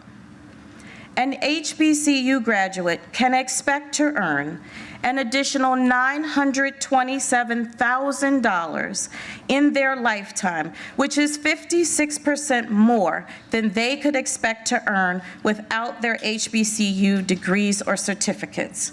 From start to finish, an HBCU education is a setup for success. We're not determining outcomes, but we are being very intentional about our outcomes. And that is the message that I wanted to bring to you today. You can do more in your cities to drive outcomes for our students. You can do more in your states. And that is what we did in Oregon. Thank you.